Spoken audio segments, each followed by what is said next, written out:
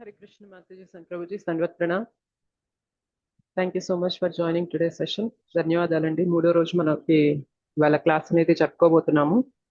మీరందరూ ఎంతో ఉత్సాహంగా జాయిన్ అవుతున్నందుకు చాలా కృతజ్ఞతలు మరియు ధన్యవాదాలు. హరే హరే కృష్ణ కృష్ణ మాతాజీ. దండవత్ ప్రణామ్ మాతాజీ. హరే కృష్ణ. హరే కృష్ణ. హరే ధన్యవాదాలు. కృష్ణ మాతాజీ. కృష్ణ మాతా దండవత్ ప్రణామ్. ధన్యవాదాలు. హరే హరే కృష్ణ. కృష్ణ. మాతాజీ. హరే కృష్ణ. శారదా నండూరి. హరే కృష్ణ. హరే కృష్ణ మాతాజీ. మాతాజీ దండవత్ ప్రణామ్. హరే కృష్ణ. ధన్యవాదాలు ప్రణామ్ అండి. మాతాజీ. హరే కృష్ణ. ధన్యవాదాలు ప్రణామ్. హరే కృష్ణ. హరే కృష్ణ మాతాజీ. హరే కృష్ణ. ధన్యవాదాలు ప్రణామ్. ప్రతిరోజులాగే ఇవాళ సెషన్ కూడా మనము మంగళాచరణం చేసి స్టార్ట్ చేద్దాము. నేను మంగళాచరణం అనేది షేర్ చేస్తున్నాను. మీరు కూడా మీ వైపు నుండి ఈ మంగళాచరణం ప్రేయర్స్ అనేవి చేయండి.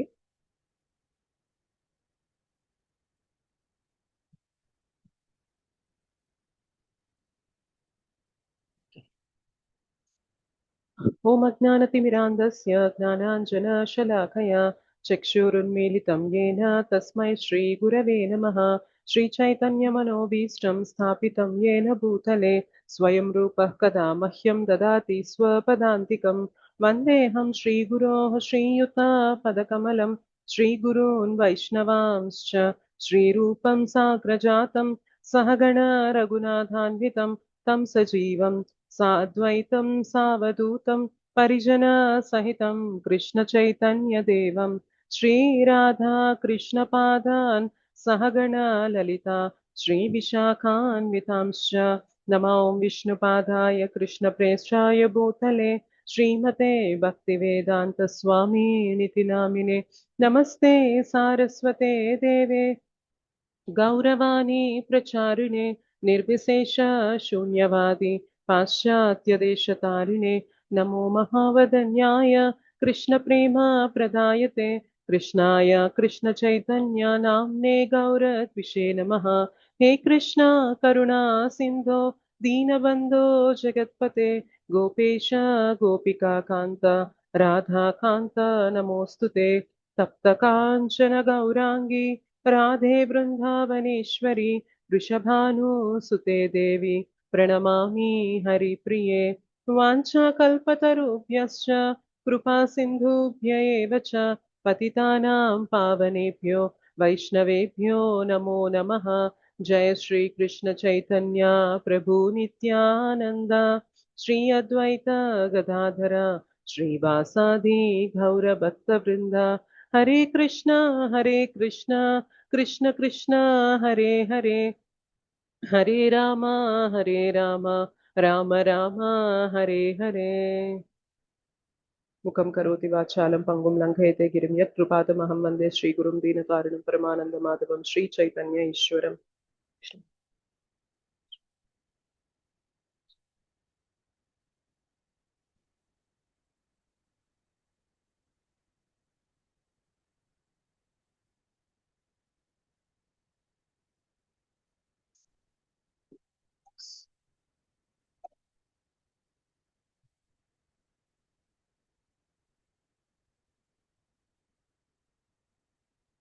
అందరికీ మరొకసారి ధన్యవాదాలండి. హరే కృష్ణ.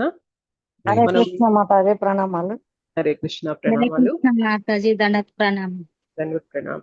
ఈ హరే రోజు మనం మూడో అధ్యాయం అనేది చర్చించుకోబోతున్నాము. అయితే మూడో అధ్యాయం చర్చించుకోబోయే ముందు రెండో అధ్యాయం గురించి కొంచెం మనము ఒక చిన్న సమీక్ష రివిజన్ అనేది చూద్దాము.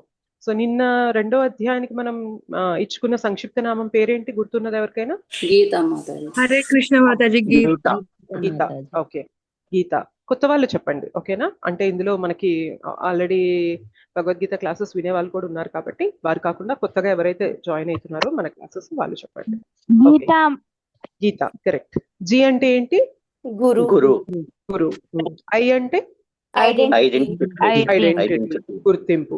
టి టి అంటే టూ ధర్మాస్. టూ ధర్మాస్. రెండు ధర్మాల్లో మనం ఏం చూసుకున్నాం నిన్న? ఏం నేర్చుకున్నాం?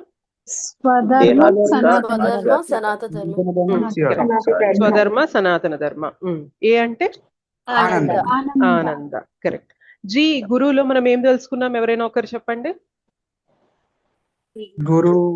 శరణాగతి. చెప్పండి చెప్పండి. పర్లేదు.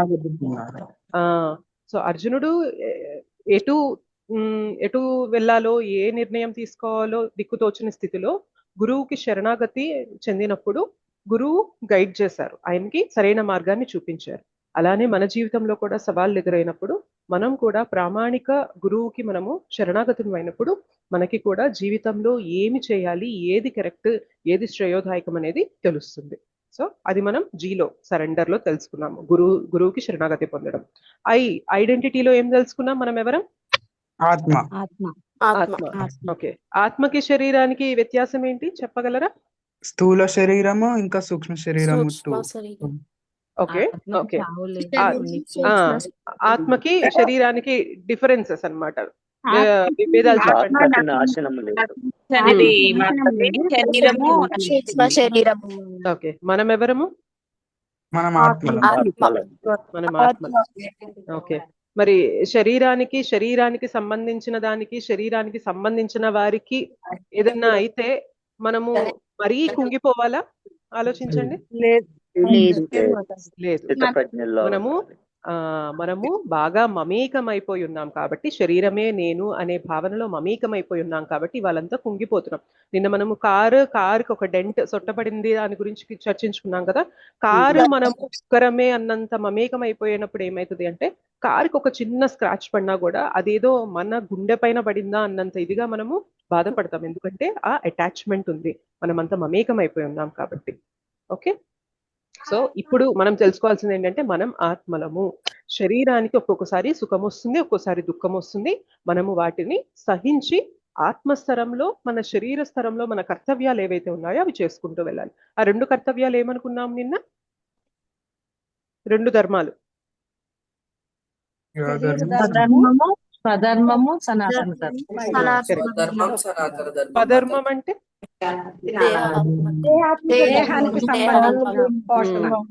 దేహానికి సంబంధించిన కర్తవ్యాలు. ఓకే, సనాతన ధర్మం అంటే భక్తి మార్గంలో వెళ్ళాలి. అంటే ఆత్మస్థరంలో చేయవలసిన కర్తవ్యాన్ని సనాతన ధర్మం అని చెప్పి పిలుస్తాము. ఓకే, అయితే మరి కేవలం స్వధర్మమే చేసుకుంటూ సనాతన ధర్మం చేయకపోతే, నిన్న మనం ఒక ఉదాహరణ ఇచ్చుకున్నాం. మనం ఏం చేస్తున్నట్లు? పంజరంలోని పక్షి. కరెక్ట్, పంజరంలో పక్షి ఉంది. కేవలం స్వధర్మమే చేస్తున్నామంటే మనం ఎవరిని వదిలేస్తున్నాం అక్కడ? ఎవరిని నిర్లక్ష్యం చేస్తున్నాము? ఆత్మని నిర్లక్ష్యం చేస్తున్నాం. ఆత్మకి ఆహారం వెళ్ళట్లేదు, పక్షికి ఆహారం పెట్టనట్లు అనమాట. ఓకే, తర్వాత ఆనందాలో ఏం తెలుసుకున్నాము? ఏది నిజమైన ఆనందం? శారీరక సుఖం అనేది ఎక్కువ ఆనందమా? మన ఇంద్రియాలతో మనం సుఖం అనుభవిస్తామే అది ఎక్కువ ఆనందమా? అదే ఎక్కువ ఆనందం అని చెప్పారా కృష్ణ?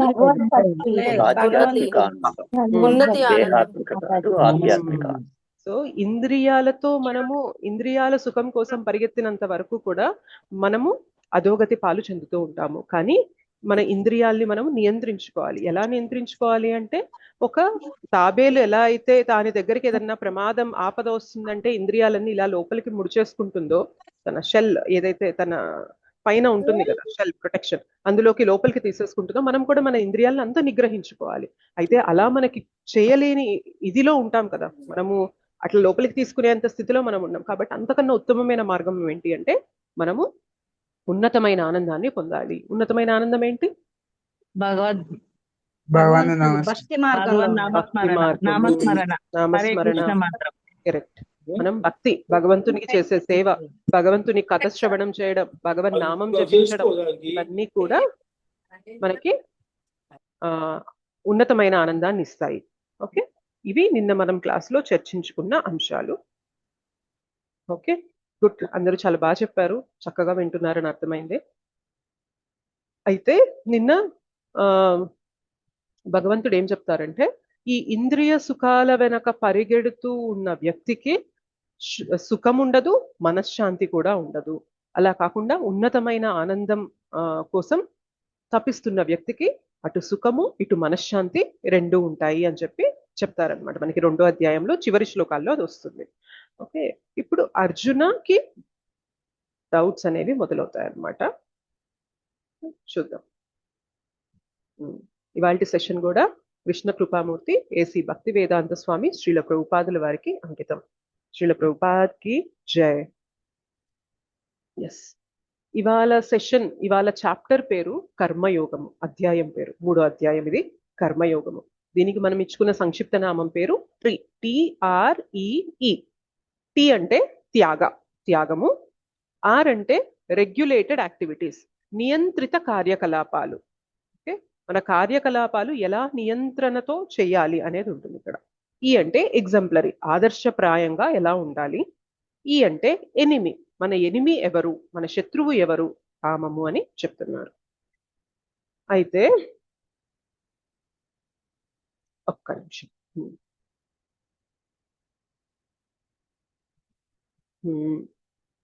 భగవద్గీత అనేది ఇరువురి మధ్యన సంభాషణ, కృష్ణుని మధ్యన అర్జునుని మధ్యన, ఇద్దరి మధ్యన సంభాషణ అనమాట. వాళ్ళిద్దరి మధ్యన జరుగుతున్న కాన్వర్సేషన్. సో మనం ఎవరైనా ఒకరి మాట్లాడుకుంటున్నాం అనుకోండి, మనం ఒకరితో మాట్లాడుతున్నాం అనుకోండి, మనం ఏమైనా ఒక సబ్జెక్ట్ ప్రిపేర్ అయ్యి మాట్లాడతామా, వారు అడిగిన క్వశ్చన్ కి తగ్గట్టుగా ఆన్సర్ ఇస్తూ వెళ్తామా? జనరల్ గా ఎలా ఉంటుంది చెప్పండి? ఇద్దరు వ్యక్తుల మధ్యన సంభాషణ ఎలా ఉంటుంది? వాళ్ళు అడిగిన దానికి క్వశ్చన్స్, వాళ్ళు అడిగిన క్వశ్చన్స్ కి మనము ఆన్సర్లు ఇస్తూ ఉంటాం, మనం అడిగిన క్వశ్చన్లకి వాళ్ళు ఆన్సర్లు ఇస్తూ ఉంటారు. సో అక్కడ ఏమి మనకి సబ్జెక్ట్ అనేది ఉండదు అనమాట. అంటే నేను ఇది సబ్జెక్ట్ ప్రిపేర్ అయ్యాను, నేను చెప్పిందంతా మీకు చెప్తూ ఉంటాను, వినండి అనేది ఇద్దరు వ్యక్తుల మధ్యన జరగదు. సో ఇక్కడ భగవద్గీత కూడా ఇరువురి మధ్యన సంభాషణ.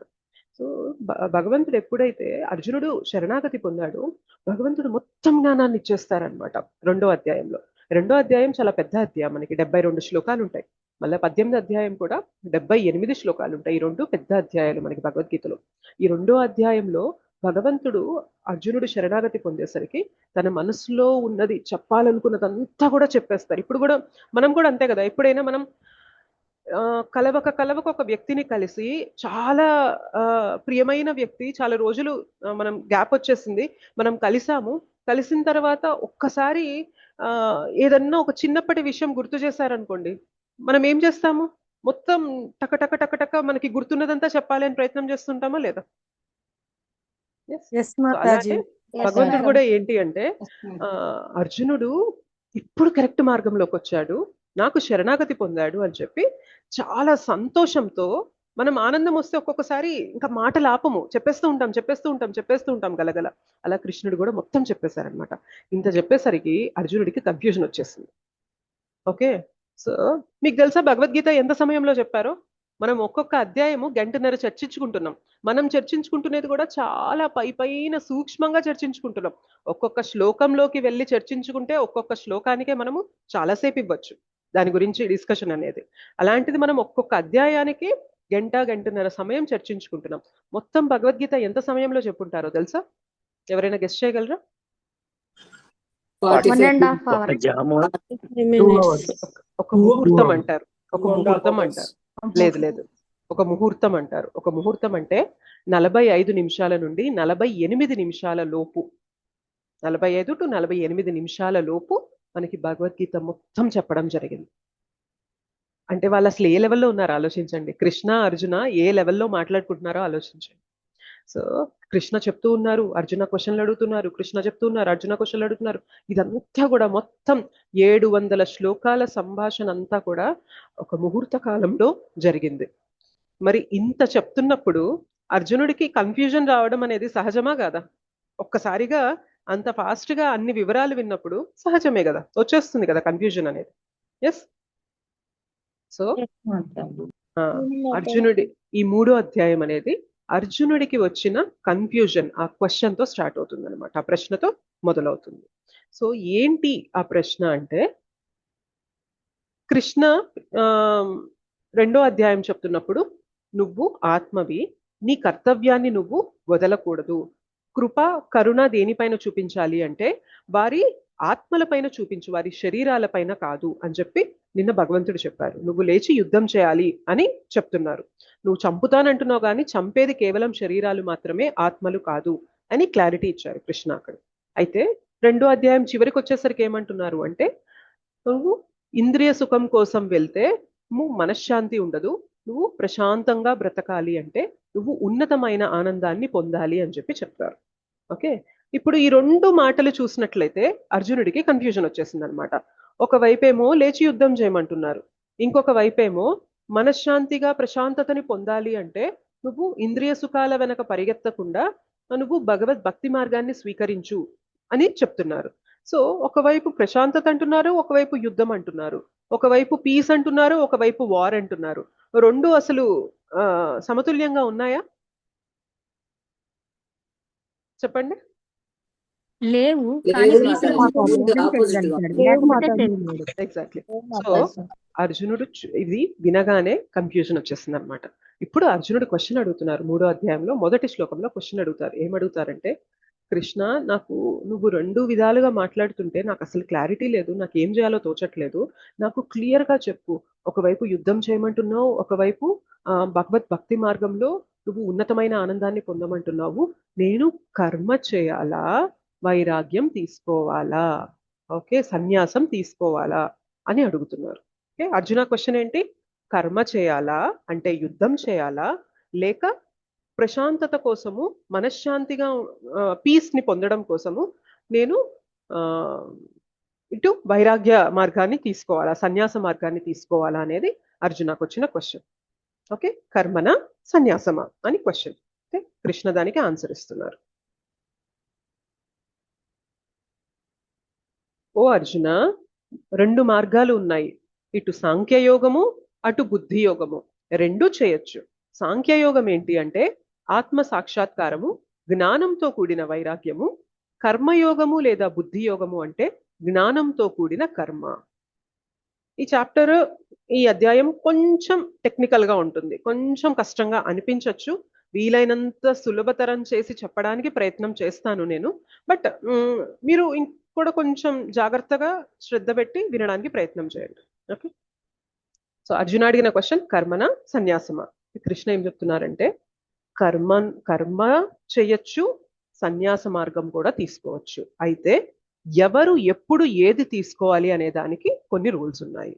సో కర్మ అంటే ఏంటి అంటే మన యొక్క విద్యుక్త ధర్మాలు. విద్యుక్త ధర్మాలు అంటే ఏంటి అంటే ఒక్కొక్క వ్యక్తి యొక్క గుణాలని బట్టి ఒక్కొక్క వ్యక్తి ఒక్కొక్క పని చేయాలి అని చెప్పి వేదాల్లో ఉంటుంది. ఇప్పుడు అర్జునుడు ఏంటి చెప్పండి? ఆయన బ్రాహ్మణుడా, క్షత్రియుడా, వైశ్యుడా, ఏంటి చెప్పండి?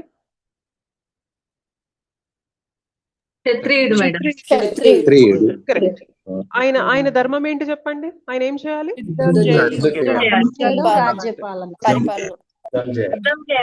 యుద్ధం చేయాలి. కరెక్ట్. సో ఆయన తన ధర్మం ఏంటి అంటే ఆయన అధర్మం పైన యుద్ధం చేసి ధర్మాన్ని స్థాపించాలి. అది క్షత్రియుని యొక్క ధర్మము. సో ఒక బ్రాహ్మణుడి యొక్క ధర్మం ఏంటి అంటే శాస్త్రాలు అధ్యయనం చేసుకొని ఆ శాస్త్ర జ్ఞానాన్ని నలుగురికి పంచుతూ ఉండాలి. ఒక వైశ్యుని యొక్క ధర్మం ఏంటి అంటే ఆయన వ్యవసాయం చేసుకుంటూ ఉండాలి, లేదా మనకి వ్యాపారం అని చేసుకుంటూ మన సొసైటీలో అన్ని కూడా ఎగుమతులు దిగుమతులు జరుగుతూ అది కూడా సమతుల్యతని కాపాడడానికి ఆయన ఆ పని చేస్తూ ఉంటారు. సో అట్లా ప్రతి వర్ణం వారు కూడా వారి యొక్క గుణాలని బట్టి, వారి యొక్క నేచర్ని బట్టి ఒక్కొక్కరు ఒక్కొక్క పని చేయాలి. ఓకే, ఇప్పుడు అర్జునుడు చేసే పని వల్ల ఏమవుతుంది అంటే ఆయనలో ప్యూరిఫికేషన్, శుద్ధీకరణ అనేది జరుగుతుంది.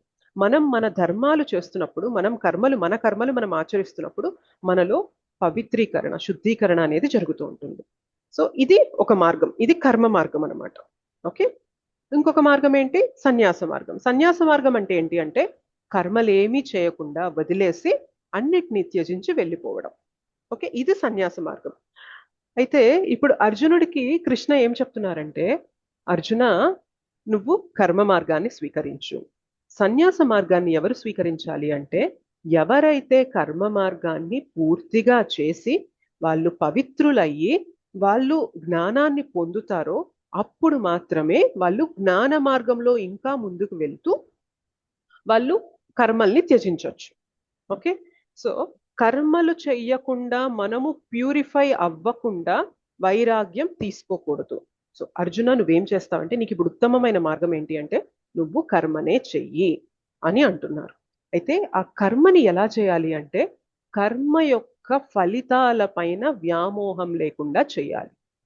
ఓకే, కొంచెం కష్టంగా ఉండొచ్చు, బట్ ట్రై చేయండి అర్థం చేసుకోవడానికి. మనము పని ఎందుకు చేస్తాం చెప్పండి? ఆ రిజల్ట్స్ ని ఎంజాయ్ చేయడానికి. Yes or no? జనరల్ గా మనం ఏదైనా పని చేస్తున్నాము, దాని నుండి వచ్చే బెనిఫిట్ ని మనం పొంది ఆనందించాలి అని చేస్తూ ఉంటాం. బట్ దానివల్ల ఏమవుతుంది అంటే మనము ఆ కర్మ యొక్క బంధనంలో చిక్కుకుపోతూ ఉంటాం. ఓకే, సుఖ దుఃఖాల్లో, లాభ నష్టాల్లో, జయాపజయాల్లో చిక్కుకుపోతూ ఉంటాం. సో అర్జునుడికి ఏం చెప్తున్నారంటే ఇక్కడ కృష్ణ, నువ్వు కర్మని చెయ్యి, కర్మ యొక్క ఫలితాల పైన వ్యామోహం పెట్టుకోవద్దు. అంటే అర్జునుడి కర్తవ్యం ఏంటి ఇక్కడ? యుద్ధం చేయడం. అర్జున, నువ్వు యుద్ధం చెయ్యి. యుద్ధం చేసిన తర్వాత నువ్వు విజయం పొందుతావా లేదా వైఫల్యాన్ని పొందుతావా, నువ్వు దాని గురించి పట్టించుకోవద్దు. యుద్ధం చేయడం నీ కర్తవ్యంగా, నీ ధర్మంగా నువ్వు చేయి. మనం లైఫ్ లో ఎందుకు ఎక్కువ స్ట్రెస్ ఫీల్ అవుతాం మీకు తెలుసా? ఒక స్టూడెంట్ కానీ, ఒక ఎంప్లాయీ కానీ, అంటే చదువుకునే వ్యక్తి కానీ, ఉద్యోగం చేసే వ్యక్తి కానీ, వ్యాపారం చేసే వ్యక్తి కానీ, ప్రతి ఒక్కరు కానీ ఎందుకు ఇవాళ స్ట్రెస్ ఫీల్ అవుతున్నాం తెలుసా? మనం మన ధర్మాన్ని ఆచరిస్తూ, ఇప్పుడు ఒక చదువుకునే వ్యక్తి ఉన్నారు, ఆయన ధర్మం ఏంటి? ఆ అమ్మాయి కానీ అబ్బాయి కానీ ధర్మం ఏంటి? చక్కగా టీచర్ చెప్పింది చదువుకోవడము, టైంకి డిసిప్లిన్ గా అవన్నీ తెలుసుకోవడము, ఎగ్జామ్స్ కి చక్కగా ప్రిపేర్ అవ్వడము, ఎగ్జామ్స్ ఇవ్వడము. కానీ ఎక్కడ తప్పు చేస్తాం తెలుసా? నేను ఎగ్జామ్ రాశాక నాకు ఇదే రిజల్ట్ రావాలి, నాకు ఇదే వస్తేనే నేను హ్యాపీగా ఉంటాను, నాకు ఫస్ట్ ర్యాంకే రావాలి, నాకు సెకండ్ ర్యాంక్ వస్తే నేను ఒప్పుకోను. లేదా ఉద్యోగం చేస్తున్న వ్యక్తి, నాకు ప్రమోషన్ రావాల్సిందే, నాకు ఇంత జీతం రావాల్సిందే అని చెప్పి ఆ ఫలితాల పైన వ్యామోహం పెట్టేసుకొని, ఒకవేళ అది మీట్ అవ్వలేదు అనుకోండి, ఏమవుతుంది? నిరాశ చెందుతున్నాడా లేదా? సో ఇవాళ మనం స్ట్రెస్ ఫీల్ అవ్వడానికి రీజన్ ఏంటి అంటే, మనము మన కర్తవ్యం నుండి వచ్చే ఫలితాల పైన వ్యామోహం, బాగా అటాచ్మెంట్ పెట్టేసుకున్నాం. సో దాని వల్లనే చాలా మనము అవి మంచిగా కలిసి వచ్చాయనుకోండి ఉప్పొంగిపోతున్నాం, లేదు వ్యాపారంలో మనం నష్టపోయామనుకోండి అంతే డీలా పడిపోతున్నాం. కానీ ఒక వ్యక్తి, ఇది నా కర్తవ్యము, నా కర్మ ప్రకారం వస్తే వస్తుంది, లేదంటే లేదు, కానీ నా చేతిలో ఉన్నది నా వ్యాపారాన్ని సక్రమంగా వీలైనంత శాయశక్తులా నేను కష్టపడడం మాత్రమే నా చేతిలో ఉంది అని తెలుసుకొని రిజల్ట్స్ అనేవి భగవంతునికి వదిలేశారనుకోండి, ఆ వ్యక్తి మనశ్శాంతిగా ఉండగలుగుతారా లేదా చెప్పండి, ఆలోచించండి. మనం ఇవాళ మనశ్శాంతిగా ఎందుకు లేకపోతున్నామంటే ఒక్క పాయింట్ మిస్ అవుతున్నాం. Yes or no? ఆలోచించండి. అవునా కాదా?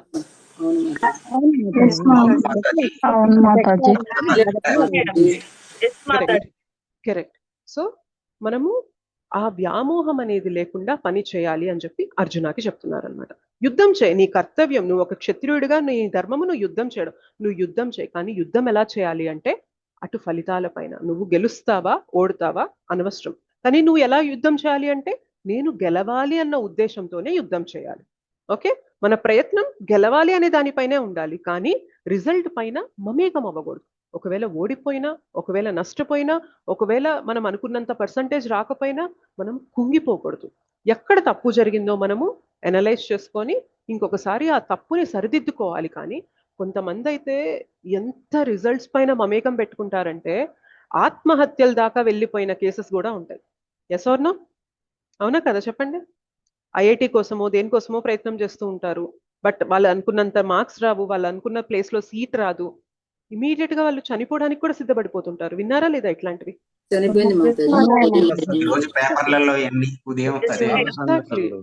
ఎగ్జాక్ట్లీ.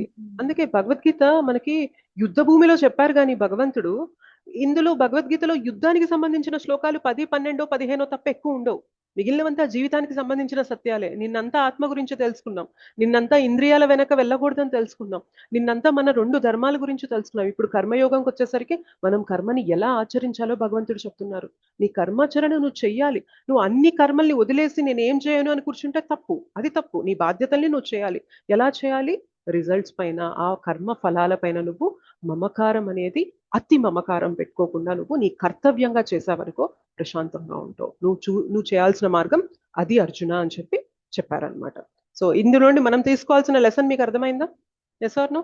ఇవాళ రేపటి కాలంలో సొసైటీలో అందరం ఎందుకంత స్ట్రెస్ ఫీల్ అయిపోతున్నాం, ఎందుకంత యాంగ్జైటీ డిప్రెషన్లోకి వెళ్ళిపోతున్నామంటే ఇది వన్ ఆఫ్ ద రీజన్స్ అనమాట. చాలా మమేకం అయిపోయి ఉన్నాం మనం రిజల్ట్స్ పైన.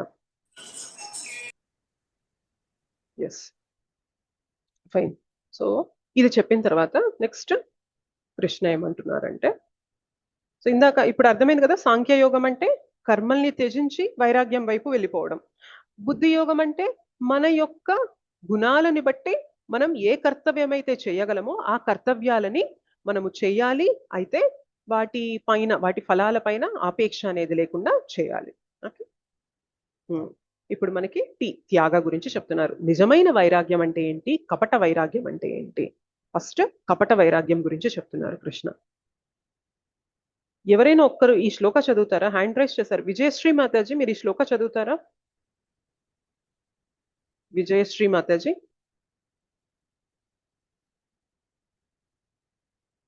ఓకే, మ్యూట్ చేసి చదువుతారా మాతాజీ? చదువుతా. చదవండి. ఒక్క నిమిషం.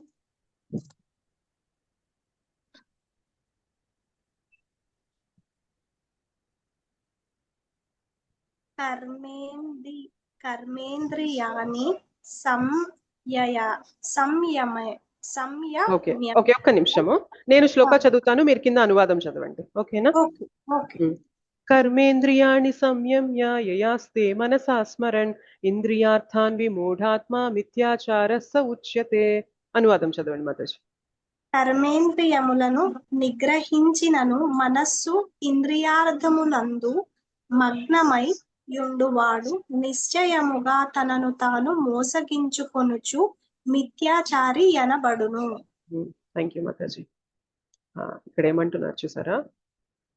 బాహ్యంగా ఉండే కర్మేంద్రియాలని నిగ్రహించారు, అయితే మనస్సు మాత్రం ఇంకా ఇంద్రియార్థాల వెంట పరిగెడుతూనే ఉంది. అంటే ఈయన సమాజం దృష్టిలో వైరాగ్యం, సన్యాసం తీసేసుకున్నారు. నేను సన్యాసాశ్రమంలో ఉన్నాను, సన్యాసం తీసుకున్నానని చెప్తున్నారు. కానీ బయటికి ఇంద్రియ భోగాలు అనుభవించినట్లుగా నటిస్తున్నారు, కానీ లోపల మనస్సంతా కూడా ఇంద్రియ సుఖాలు అనుభవించాలి అనే కోరికలతో నిండిపోయింది ఈయనకి. సో ఈయన తీసుకున్న వైరాగ్యం ఏంటి అంటే ఇది కపట వైరాగ్యం. కపట వైరాగ్యం తీసుకున్నప్పుడు ఏమైతుంది అంటే, ఇవాళ రేపటి కాలంలో ఎంతమంది దొంగ బాబాలు, దొంగ సన్యాసుల్ని మనం చూస్తున్నాం చెప్పండి, అవునా కదా? ఏవో చిన్న చిన్న మ్యాజికల్ ట్రిక్స్ లాగా చేసేస్తారు. అది చూడగానే ఓ వీళ్ళ దగ్గర చాలా శక్తులు ఉన్నాయి అనుకుంటాము. తర్వాత దొంగచాటుగా వాళ్ళు ఏవో మనీ స్కామ్స్ లోనో లేకపోతే ఆడవారితో అసభ్యంగా ప్రవర్తించడంలోనో ఇట్లాంటివి చూస్తున్నామా లేదా? Yes or no?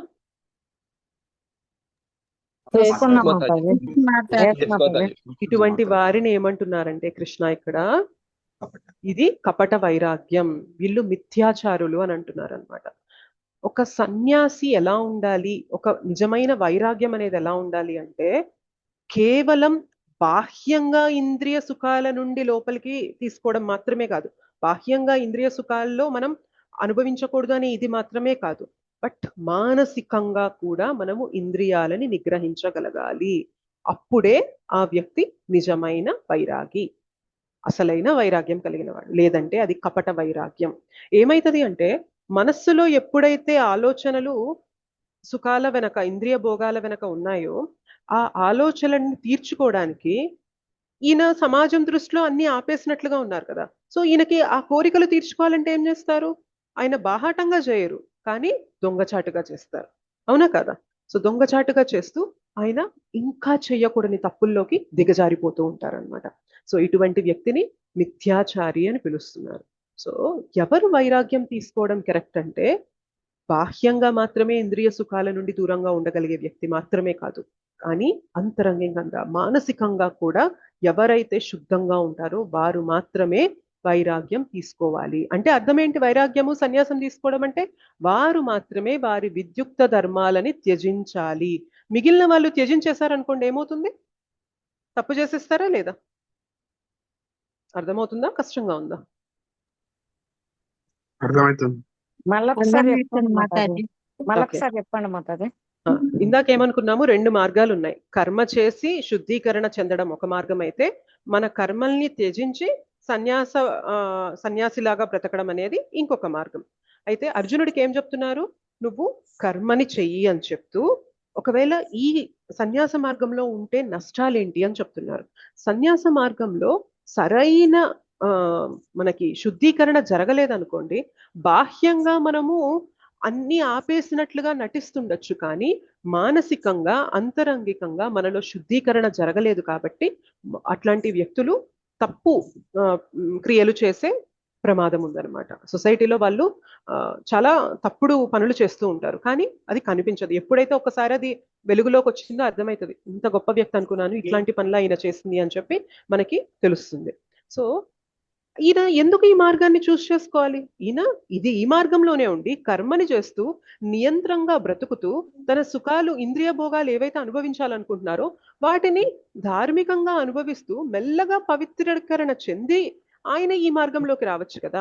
కానీ ఈ పవిత్రీకరణ చెందకుండా ఈ మార్గంలోకి వచ్చేసామంటే ఏమవుతుంది అంటే అది సమాజంలో ఒక డిస్టర్బెన్స్ ని క్రియేట్ చేస్తుంది. సో అర్జునకి ఏం చెప్తున్నారు, ఎందుకు చెప్తున్నారు ఇదంతా అంటే, నువ్వు అనుకుంటున్నావు కదా నేను యుద్ధం వదిలేసి సన్యాసం తీసేసుకుంటే ప్రశాంతంగా ఉంటుంది, నా వాళ్ళని చంపక్కర్లేదు అని. కానీ యుద్ధం వదిలి సన్యాసం తీసుకోవాలి అంటే దానికి ఒక అర్హత ఉండాలి, ముందు ప్యూరిఫికేషన్ జరగాలి. అప్పుడు మాత్రమే నువ్వు నీ విద్యుక్త ధర్మాన్ని వదలగలవు, లేదంటే అది చాలా తప్పు ఎగ్జాంపుల్ అయిపోతుంది. ఓకే, సొసైటీలో డిస్టర్బెన్స్ ని క్రియేట్ చేస్తుంది అని చెప్తున్నారు. క్లియరా? అర్థమైందా? అర్థమైంది మాతాజీ.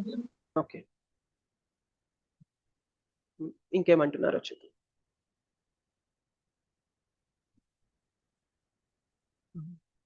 అయితే మరి నిజమైన వైరాగ్యం అంటే ఏంటి చెప్తున్నారు.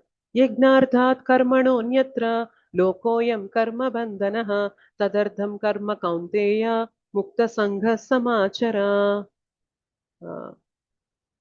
నాగలక్ష్మి మాతాజీ ఒకసారి అనువాదం చదవగలరా? హరే కృష్ణ మాతాజీ. హరే కృష్ణ మాతాజీ, చదవండి.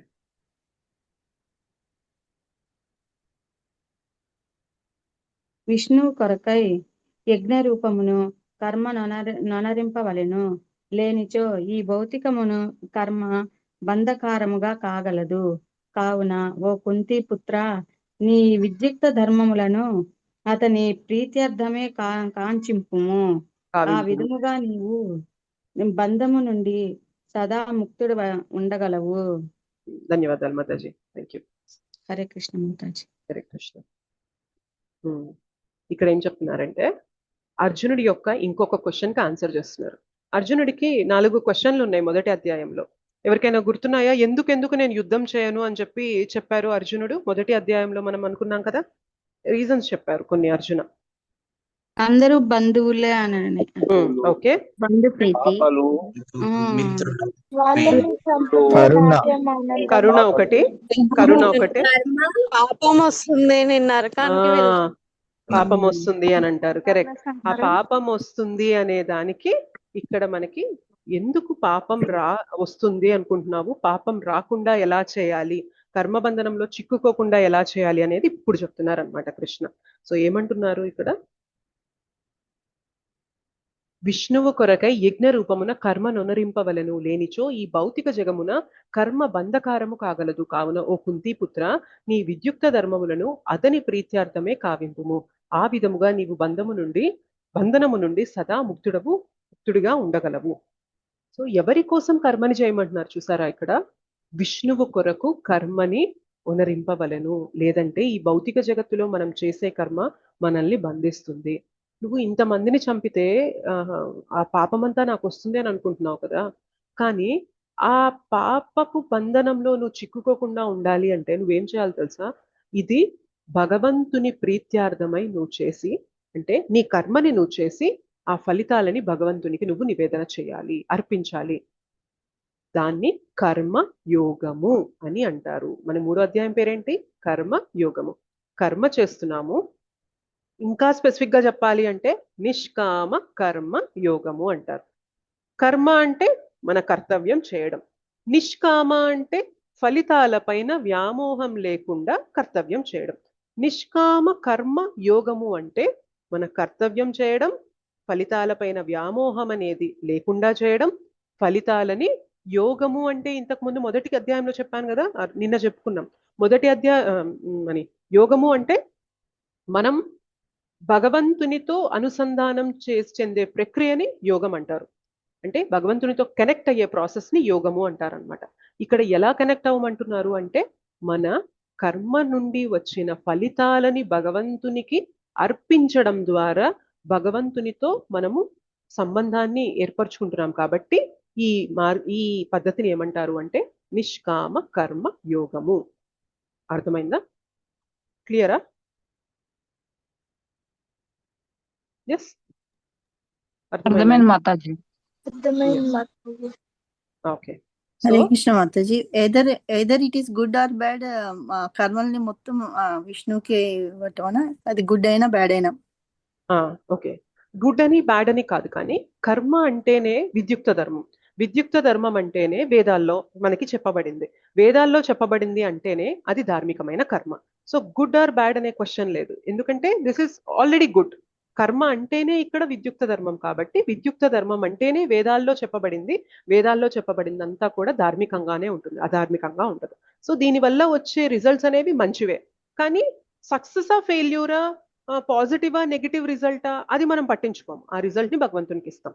కానీ కర్మ పరంగా చూసుకుంటే కర్మ ఎప్పుడు అక్కడ మంచి కర్మనే ఉంటుంది, ధార్మికమైన కర్మనే ఉంటుంది. వేదాల నుండి మనకి తెలుపబడిన కర్మ కాబట్టి అటువంటి కర్మని ఫలితాలపైన వ్యామోహం లేకుండా భగవంతునికి ఆ ఫలితాలని అర్పించడమే ఈ కర్మయోగము.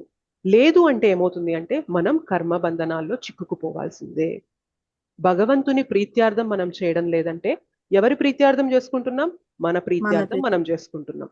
మన ప్రీత్యార్థం కోసం కర్మ చేసుకుంటే ఆ కర్మ నుండి వచ్చిన పుణ్యం గాని పాపం గాని మనమే అనుభవించాలి. పుణ్యం అనుభవించాలి అంటే మళ్ళీ జన్మ తీసుకోవాలి, పాపం అనుభవించాలన్నా మళ్ళీ జన్మ తీసుకోవాలి. ఎందుకంటే మన అకౌంట్ లోనే పడుతుంది. ఓకే, మనం ఏదైతే కర్మ చేస్తున్నామో కర్మ ప్రతిఫలం అనేది మన అకౌంట్ లోనే పడుతుంది, కాబట్టి మళ్ళీ మనమే అనుభవించాలి. కానీ భగవంతునికి ఆ రిజల్ట్స్ ని మనం అనుకోండి, అది ఎవరి అకౌంట్ లోకి వెళ్ళిపోతుంది? భగవంతుడి అకౌంట్ లోకి వెళ్ళిపోతుంది అనమాట. సో భగవంతుడు దాన్ని అంతా కూడా మాఫీ చేసేస్తారు. సో పుణ్యము పాపము నీ అకౌంట్ లో ఏం లేదు, నువ్వు నా కోసం అర్పించావు కాబట్టి నువ్వు కర్మ బంధనంలో చిక్కుకోవు అర్జున అని చెప్తున్నారు. సో దీన్ని బట్టి మనం ఏం తెలుసుకోవాలి అంటే మనం కూడా ఏ కర్తవ్యం చేస్తున్నా, ధార్మికంగా మనం ఎలా బ్రతుకుతున్నా కానీ భగవంతునికి మన రిజల్ట్స్ ని అర్పించాలి. ఓకే, ఈ రిజల్ట్స్ ని ఎలా అర్పించాలనేది ముందు కొన్ని శ్లోకాలు వస్తాయి, అందులో ఇంకా కొంచెం డీటెయిల్ గా చెప్తాను.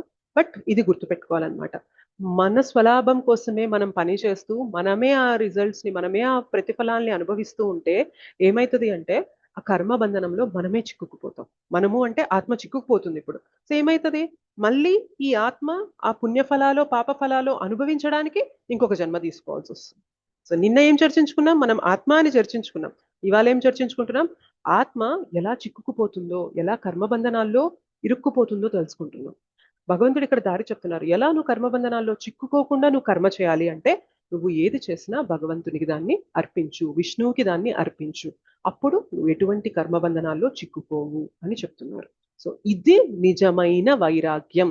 వైరాగ్యం అంటే కర్మల్ని వదిలిపెట్టి వెళ్ళిపోవడం కాదు, కర్మలని నా కోసమని కాకుండా భగవంతుని ప్రీత్యార్థంగా నేను చేస్తున్నాను అని ఎవరైతే ఆ చేతనతో చేస్తారో అది నిజమైన వైరాగ్యం. వైరాగ్యం అంటే బాహ్యంగా కనిపించేది కాదు, వైరాగ్యం అంటే లోపల ఇంటర్నల్ గా జరిగేదన్నమాట. నేను ఇది ఎవరి కోసం చేస్తున్నా, ఎవరి ప్రీత్యార్థం చేస్తున్నా, నేను నా ధర్మం, నా కర్తవ్యం ఇది కాబట్టి నేను చేస్తా, ఫలితాలు ఏమైనా రాని నేను నా బెస్ట్ ఇస్తా, నేను ఏదైతే చేయగలనో అంత బెస్ట్ నేను ఇస్తా ఈ పనిలో. కానీ ఆ రిజల్ట్ మంచిగా రాని చెడగా రాని నా చేతిలో ఏం లేదు, నా చేతిలో ఉన్నంత నేను ప్రయత్నం చేస్తా, అది ఏ రిజల్ట్ అయితే వస్తుందో అది భగవంతునికే నేను అర్పిస్తా. సో ఇలా ఉన్నప్పుడు ఏమవుతుంది అంటే మొదటిది మనం పుణ్యచక్రంలో కానీ పాపాల ఇదిలో కానీ పడిపోము. ఇంకొకటి చాలా ప్రశాంతంగా బ్రతకగలుగుతాం. మన కోసం మనం బ్రతుకుతున్నప్పుడే మనకి ఆందోళన, మనకి డిప్రెషన్ అనిపిస్తుంది. బట్ భగవంతునికి మన రిజల్ట్స్ అనేది అర్పిస్తున్నప్పుడు చాలా ప్రశాంతంగా ఉండగలుగుతాం అన్నమాట, కర్మ బంధనాల్లో చిక్కుకోము. Thank you so much. Thank you.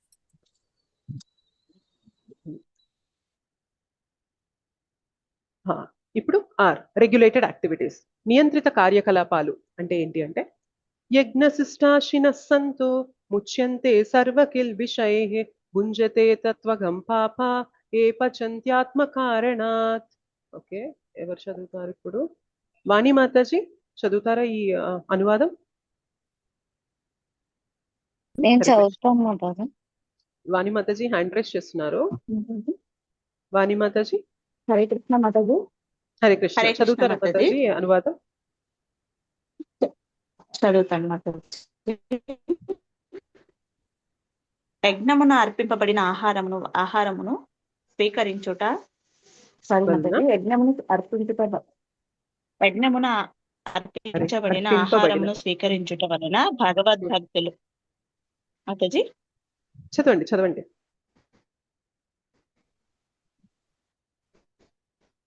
స్వీకరించుట వలన సర్వముల నుండి ముక్తులగుదురు.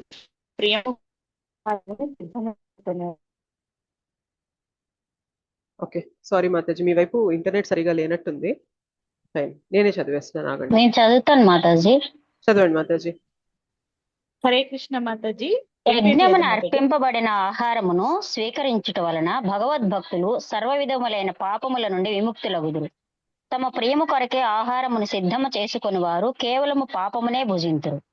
థ్యాంక్ యూ మాతాజీ. ఇక్కడ ఏం చెప్తున్నారో చూడండి. యజ్ఞమున అర్పింపబడిన ఆహారమును స్వీకరించుట వలనే భగవద్భక్తులు సర్వ విధములైన పాపముల నుండి ముక్తులగుదురు. తమ ప్రియము కొరకే ఆహారమును సిద్ధము చేసుకుని వారు కేవలం పాపాన్నే భుజిస్తారు. సో మనం ఆహారాన్ని స్వీకరించేటప్పుడు మనం వండేసుకొని మనం తినడం ఏమవుతుంది అంటే ఆ కర్మబంధనంలో చిక్కుకుపోతున్నాం. కానీ భగవంతునికి ఒకసారి నివేదన చేసి తీసుకున్నాం అనుకోండి, అందులో ఉండే కర్మని భగవంతుడు తీసేస్తారు. ఓకే, అందుకనే భగవంతునికి నివేదన చేసి తీసుకున్న ఆహారం తీసుకోవడం వల్ల చాలా శుద్ధీకరణ ఫాస్ట్గా జరుగుతూ ఉంటుంది అనమాట.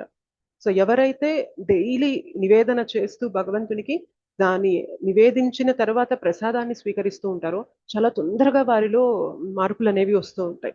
లేదు, మన కోసమే మనం వండుకొని మనం తింటున్నాం, మన నోటి రుచి కోసం, మన జిహ్వ రుచి కోసం తింటున్నాం అనుకోండి, ఏమవుతుంది అంటే మనము ఇంకా పాపాలని మూటగట్టుకుంటున్నాం. ఇది ఎలా పోలుస్తారో తెలుసా? ఇప్పుడు ఎవరింటికైనా మనం వెళ్ళాం అనుకోండి. ఓకే, ఇప్పుడు ఫర్ ఎగ్జాంపుల్ నేను లక్ష్మీ మాతాజీ వాళ్ళ ఇంటికి వెళ్ళాను. లక్ష్మీ మాతాజీ వాళ్ళ ఇంటికి వెళ్ళిపోయి మాతాజీ నన్ను పిలిచారు, నేను వెళ్ళాను. మాతాజీ ఏమంటారు? మాతాజీ ఇది మీ ఇల్లు అన్నంతే బాగా స్వతంత్రంగా ఉండండి, మీకు నచ్చినట్లుగా ఉండండి అని చెప్పి ప్రేమగా చెప్పారు మనకి.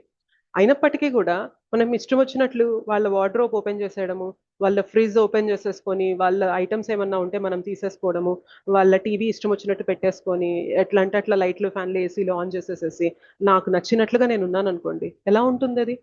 అది పద్ధతిగా ఉంటుందా చెప్పండి?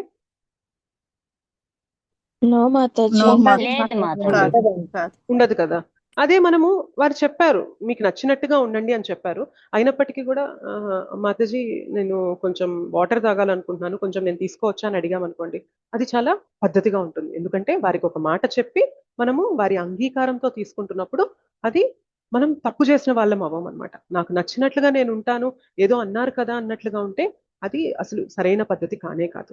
సో భగవంతుడు కూడా ఇక్కడ ఎన్ని వనరులు మన కోసమే ఇచ్చారు. ఓకే, సో ప్రకృతిలో మనకి ఇన్ని పదార్థాలు, ఇన్ని ధాన్యాలు, పంటలు మనకే ఇచ్చారు. మనం తిని వాటిని ఆహారంగా స్వీకరించి మనము ఆరోగ్యంగా ఉండాలి అనే మనకి ఇచ్చారు. కానీ ఇదంతా భగవంతుడికి చెందింది. మనం ఇక్కడ ఉన్నాము, మనం భగవంతుడు ఇచ్చిన భగవంతుని వస్తువులు మనం అనుభవిస్తున్నప్పుడు భగవంతునికి చెప్పి మనం స్వీకరించడం అనేది పద్ధతా కాదా చెప్పండి? Yes sir? ఓకే, సారీ, చెప్పండి. నివేదన చేస్తున్నప్పుడు మనం ఇదే చేస్తున్నాం అనమాట. నివేదన చేస్తూ మనం ఏదైతే ఆహారం తీసుకుంటున్నామో నా జిహ్వ రుచి కోసం కాదు, నేను వండుతూ భగవంతునికి నివేదన చేసి కృష్ణ నీ కృప వల్లనే నాకు ఇవన్నీ వచ్చాయి, సో నేను ఈ వనరులన్నీ తెచ్చుకోగలిగాను, నువ్వు ఇచ్చిన తెలివి వల్లనే నేను ఈ వంట అనేది చేయగలిగాను, నువ్వు ఇచ్చిన శక్తి వల్లనే మేము ఇవాళ ధనాన్ని సంపాదించి కొనుక్కోగలిగాము, ఇన్ని సౌకర్యాలలో నేను ఇది చెయ్యగలిగాను, నీ కృప వల్లనే మేము ఇది తీసుకోగలుగుతున్నాము, దయచేసి ఇది మీరు స్వీకరించి మాకు ప్రసాదాన్ని ఇవ్వండి అని మనం అడిగామనుకోండి, అది అప్పుడు మనం ఆ పనిలో ఏదైతే పాపం ఉంటుందో తెలిసి తెలియకుండా ఎన్నో పాపాలు ఇన్వాల్వ్ అయి ఉంటాయి. ఒక్క ఆహారం వండేటప్పుడు కూడా తెలిసి తెలియని ఎన్నో క్రిమికీటకాల్ని మనం చంపేస్తూ ఉంటాం. సో పంటలు పండించేటప్పుడు కొన్ని చనిపోతూ ఉంటాయి, మనం ఇంటికి తెచ్చాక కూరగాయలు కడగడంలో, కొన్ని కట్ చేయడంలో, కొన్ని వండడంలో చాలా హింస అనేది జరుగుతూ ఉంటుంది. అంత హింస జరిగినప్పుడు మరి మన కోసం మనం వండుకొని తింటున్నాం అనుకోండి, ఆ హింస యొక్క ప్రతిఫలం ఎవరు అనుభవించాల్సి ఉంటది? మనమే అనుభవిస్తాం. మనమే అనుభవించాలి. కానీ ఇది భగవంతునికి నివేదన చేసి నీ కృప వల్లే నేను ఇది చేయగలిగాను, ఏదన్నా తప్పులు జరిగితే క్షమించు, నువ్వు దీన్ని స్వీకరించు కృష్ణ, నీ ప్రసాదంగా నాకు ఇవ్వు అని మనం దాన్ని ఆఫర్ చేసి తీసుకున్నాం అనుకోండి, ఏమవుతుంది తెలుసా, ఈ మొత్తం ప్రాసెస్ లో ఉన్న కర్మనంతా ఆయన తీసేస్తారు. అండ్ మనము పాపాలు చిట్టా అనేది పెంచుకోకుండా పైపెచ్చు భగవంతుని కృపని తోడైన ప్రసాదాన్ని స్వీకరిస్తూ ఉంటాం కాబట్టి మనం తొందరగా శుద్ధీకరణ చెందుతూ ఉంటాం అన్నమాట. ఓకే, ఇది నియంత్రిత కార్యకలాపాలు. సో మనం ఏది అనుభవిస్తున్నా కానీ మనం నెలలో కొంత ధనార్జన చేస్తూ ఉంటాం, కొంత మనం ఎంతో కొంత భగవంతుని సేవలో మనం వినియోగించాలి. భగవంతుడా నీ కృప వల్లనే నేను ఇది పొందగలిగాను అని ఎంతో కొంత మనం చేయగలిగినంత మనకి వీలున్నంత భగవత్ సేవలో మనము ఇస్తూ ఉండాలి. ఓకే, మన సమయాన్ని కొంచెం భగవంతుని సేవలో పెడుతూ ఉండాలి. మన యొక్క ఎనర్జీ, మనకి ఏదైతే శక్తి ఉందో ఆ శక్తిని కొంచెం భగవంతుని సేవలో పెడుతూ ఉండాలి. మనం తినే ఆహారాన్ని భగవత్ సేవలో అంటే భగవంతునికి నివేదన చేసి తీసుకుంటూ ఉండాలి, మనం సంపాదించిన ధనాన్ని కూడా. సో ఇలా చేయడం వల్ల ఏమవుతుంది అంటే మెల్లమెల్లగా మనం చేసే పాపాల నుండి బయటికి వస్తూ ఉంటాం అన్నమాట. మన కోసమే మనం బ్రతుకుతూ ఇంకా ఇప్పుడు మన తిండి మనకి నచ్చినట్టుగా మనం చేసుకొని తింటున్నామంటే అక్కడ ఏంటి, నాలుక జిహ్వ రుచి కోసమే కదా అది కూడా. సో ఆహారం ఎలా తీసుకోవాలి అంటారంటే, నిజంగా చెప్పాలి అంటే కేవలం శరీర పోషణకి ఎంతైతే ఆహారం కావాలో అంత తీసుకోవాలి. ఎందుకంటే మనం శరీరమా ఆత్మనా? మనం శరీరమా ఆత్మనా? శరీరం అని ఎవరంటున్నారు? నేను కూడా శరీరం అంటున్నా మాతాజీ. నిన్న క్లాస్ మీరు వినకపోతే ఒకసారి మళ్ళీ వినండి. మనం శరీరం కాదు, మనం ఆత్మ. శరీరాన్ని ధరించాం. ఓకే, సో మనం వస్త్రాలు ఎలా అయితే ధరిస్తామో శరీరాన్ని ఆత్మ ధరించింది. మనము మన బట్టలు ఒకటి కాదు. ఓకే, మనం వస్త్రాలు చేంజ్ చేస్తూ ఉంటాం, మార్నింగ్ ఒక డ్రెస్ లో ఉంటాం, ఈవినింగ్ ఒక డ్రెస్ లో ఉంటాం, మనం వస్త్రాలు చేంజ్ చేస్తూ ఉంటాం. అలా కానీ మనం ఒకటి, బట్ వస్త్రాలు అనేవి మనం మారుస్తూ ఉంటాం. ముందు రోజు ఒకటి వేసుకుంటాం, పక్క రోజు ఇంకో వస్త్రం మనం వేసుకుంటూ ఉంటాం.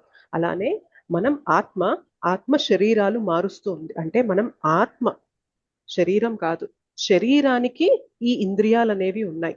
ఈ ఇంద్రియాల సుఖం వెనక పరిగెడుతున్నామంటే దేని గురించి మనము తపన పడుతున్నాం? శరీర సుఖం కోసం తపన పడుతున్నామా లేదా? అక్కడ చెప్పండి. మనం జిహ్వ రుచి కోసం వండుకొని దీన్ని తృప్తిపరచాలి అని మనం వెళ్తున్నాము అంటే ఇంకా శరీర భావనలోనే ఉంటున్నట్లు. ఒక్కసారిగా మనం శరీర భావన నుండి బయటికి రాలేము. అందుకే మనం ఏం చేయాలి అంటే, సరే మనకి నచ్చింది వండుకున్నా కానీ భగవంతునికి అర్పించి తినాలి. ఓకే, అయితే భగవంతునికి అర్పించాలంటే కొన్ని నియమాలు ఉన్నాయి. అవి మనం 9వ అధ్యాయంకి వచ్చినప్పుడు స్పెసిఫిక్ గా భగవంతుడు ఏం స్వీకరిస్తారు అనేది ఆ అధ్యాయంలో ఉంది. ఆ అధ్యాయంలో నేను ఇంకా మీకు వివరంగా చెప్తాను. ఓకే,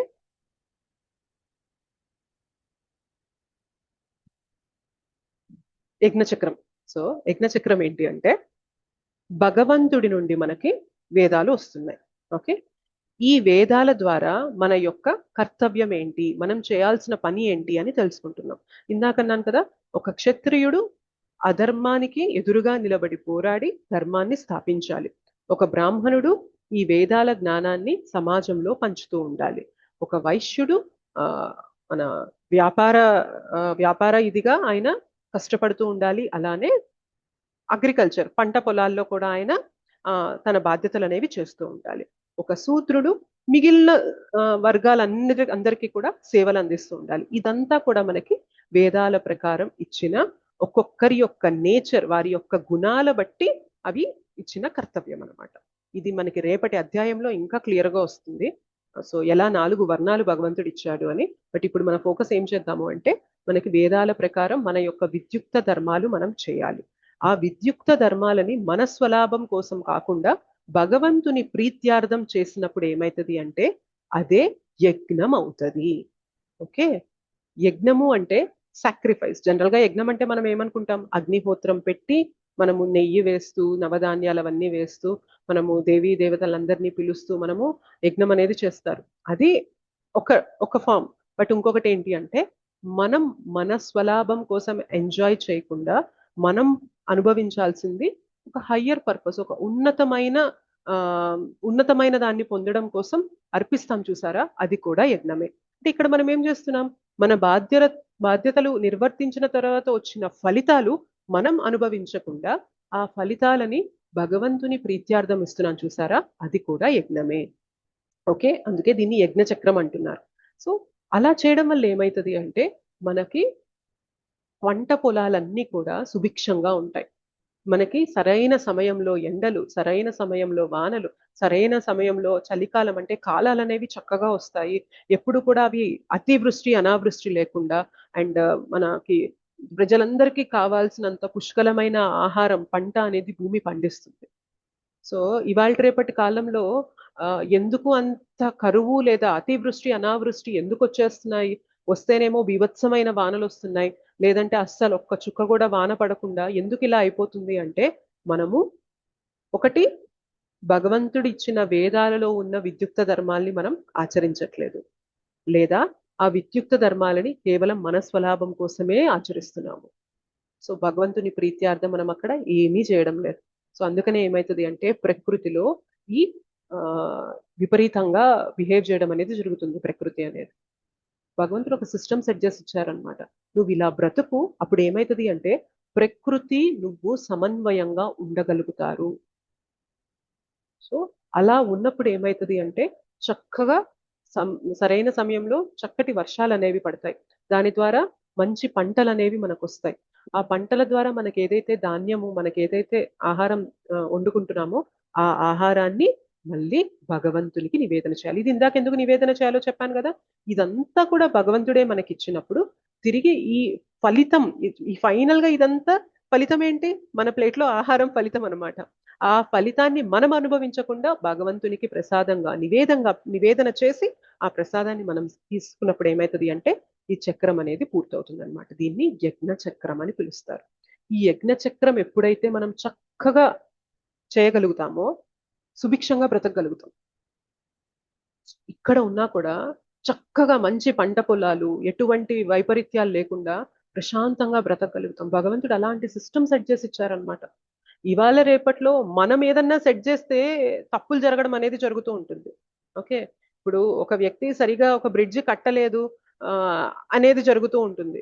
ఒక వ్యక్తి సరిగా ఒక ఇంటిని నిర్మించలేదు అనేది జరుగుతూ ఉంటుంది. కానీ ఇక్కడ భగవంతుడు గొప్ప సృష్టికర్త. ఆయన సృష్టిలో లోపం అనేది ఉండదు.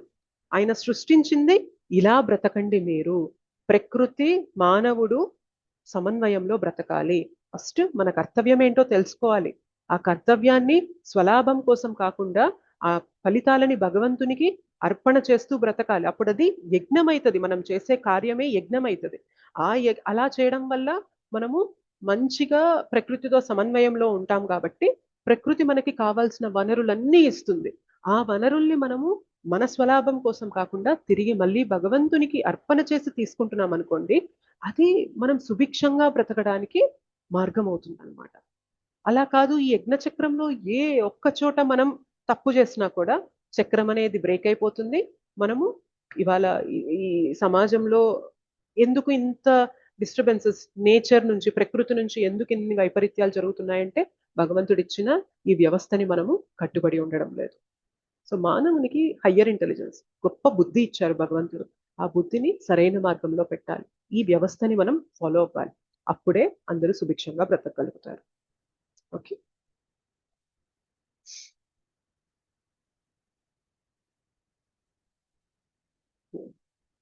Next tea. త్యాగ అయిపోయింది. ఆర్ రెగ్యులేటెడ్ యాక్టివిటీస్, నియంత్రిత కార్యకలాపాలు అయిపోయినాయి. ఇప్పుడు ఈ ఎగ్జంప్లరీ ఆదర్శప్రాయమైన జీవితాన్ని ఎలా గడపాలో చెప్తాను.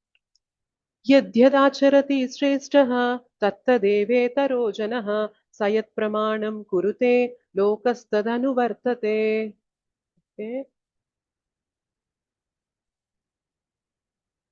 ప్రభాకర్ ప్రభుజీ అనువాదం చదువుతారా?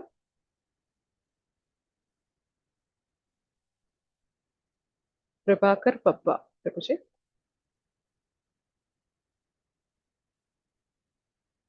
ఓకే, సుభద్ర మాతాజీ అనువాదం చదువుతారా?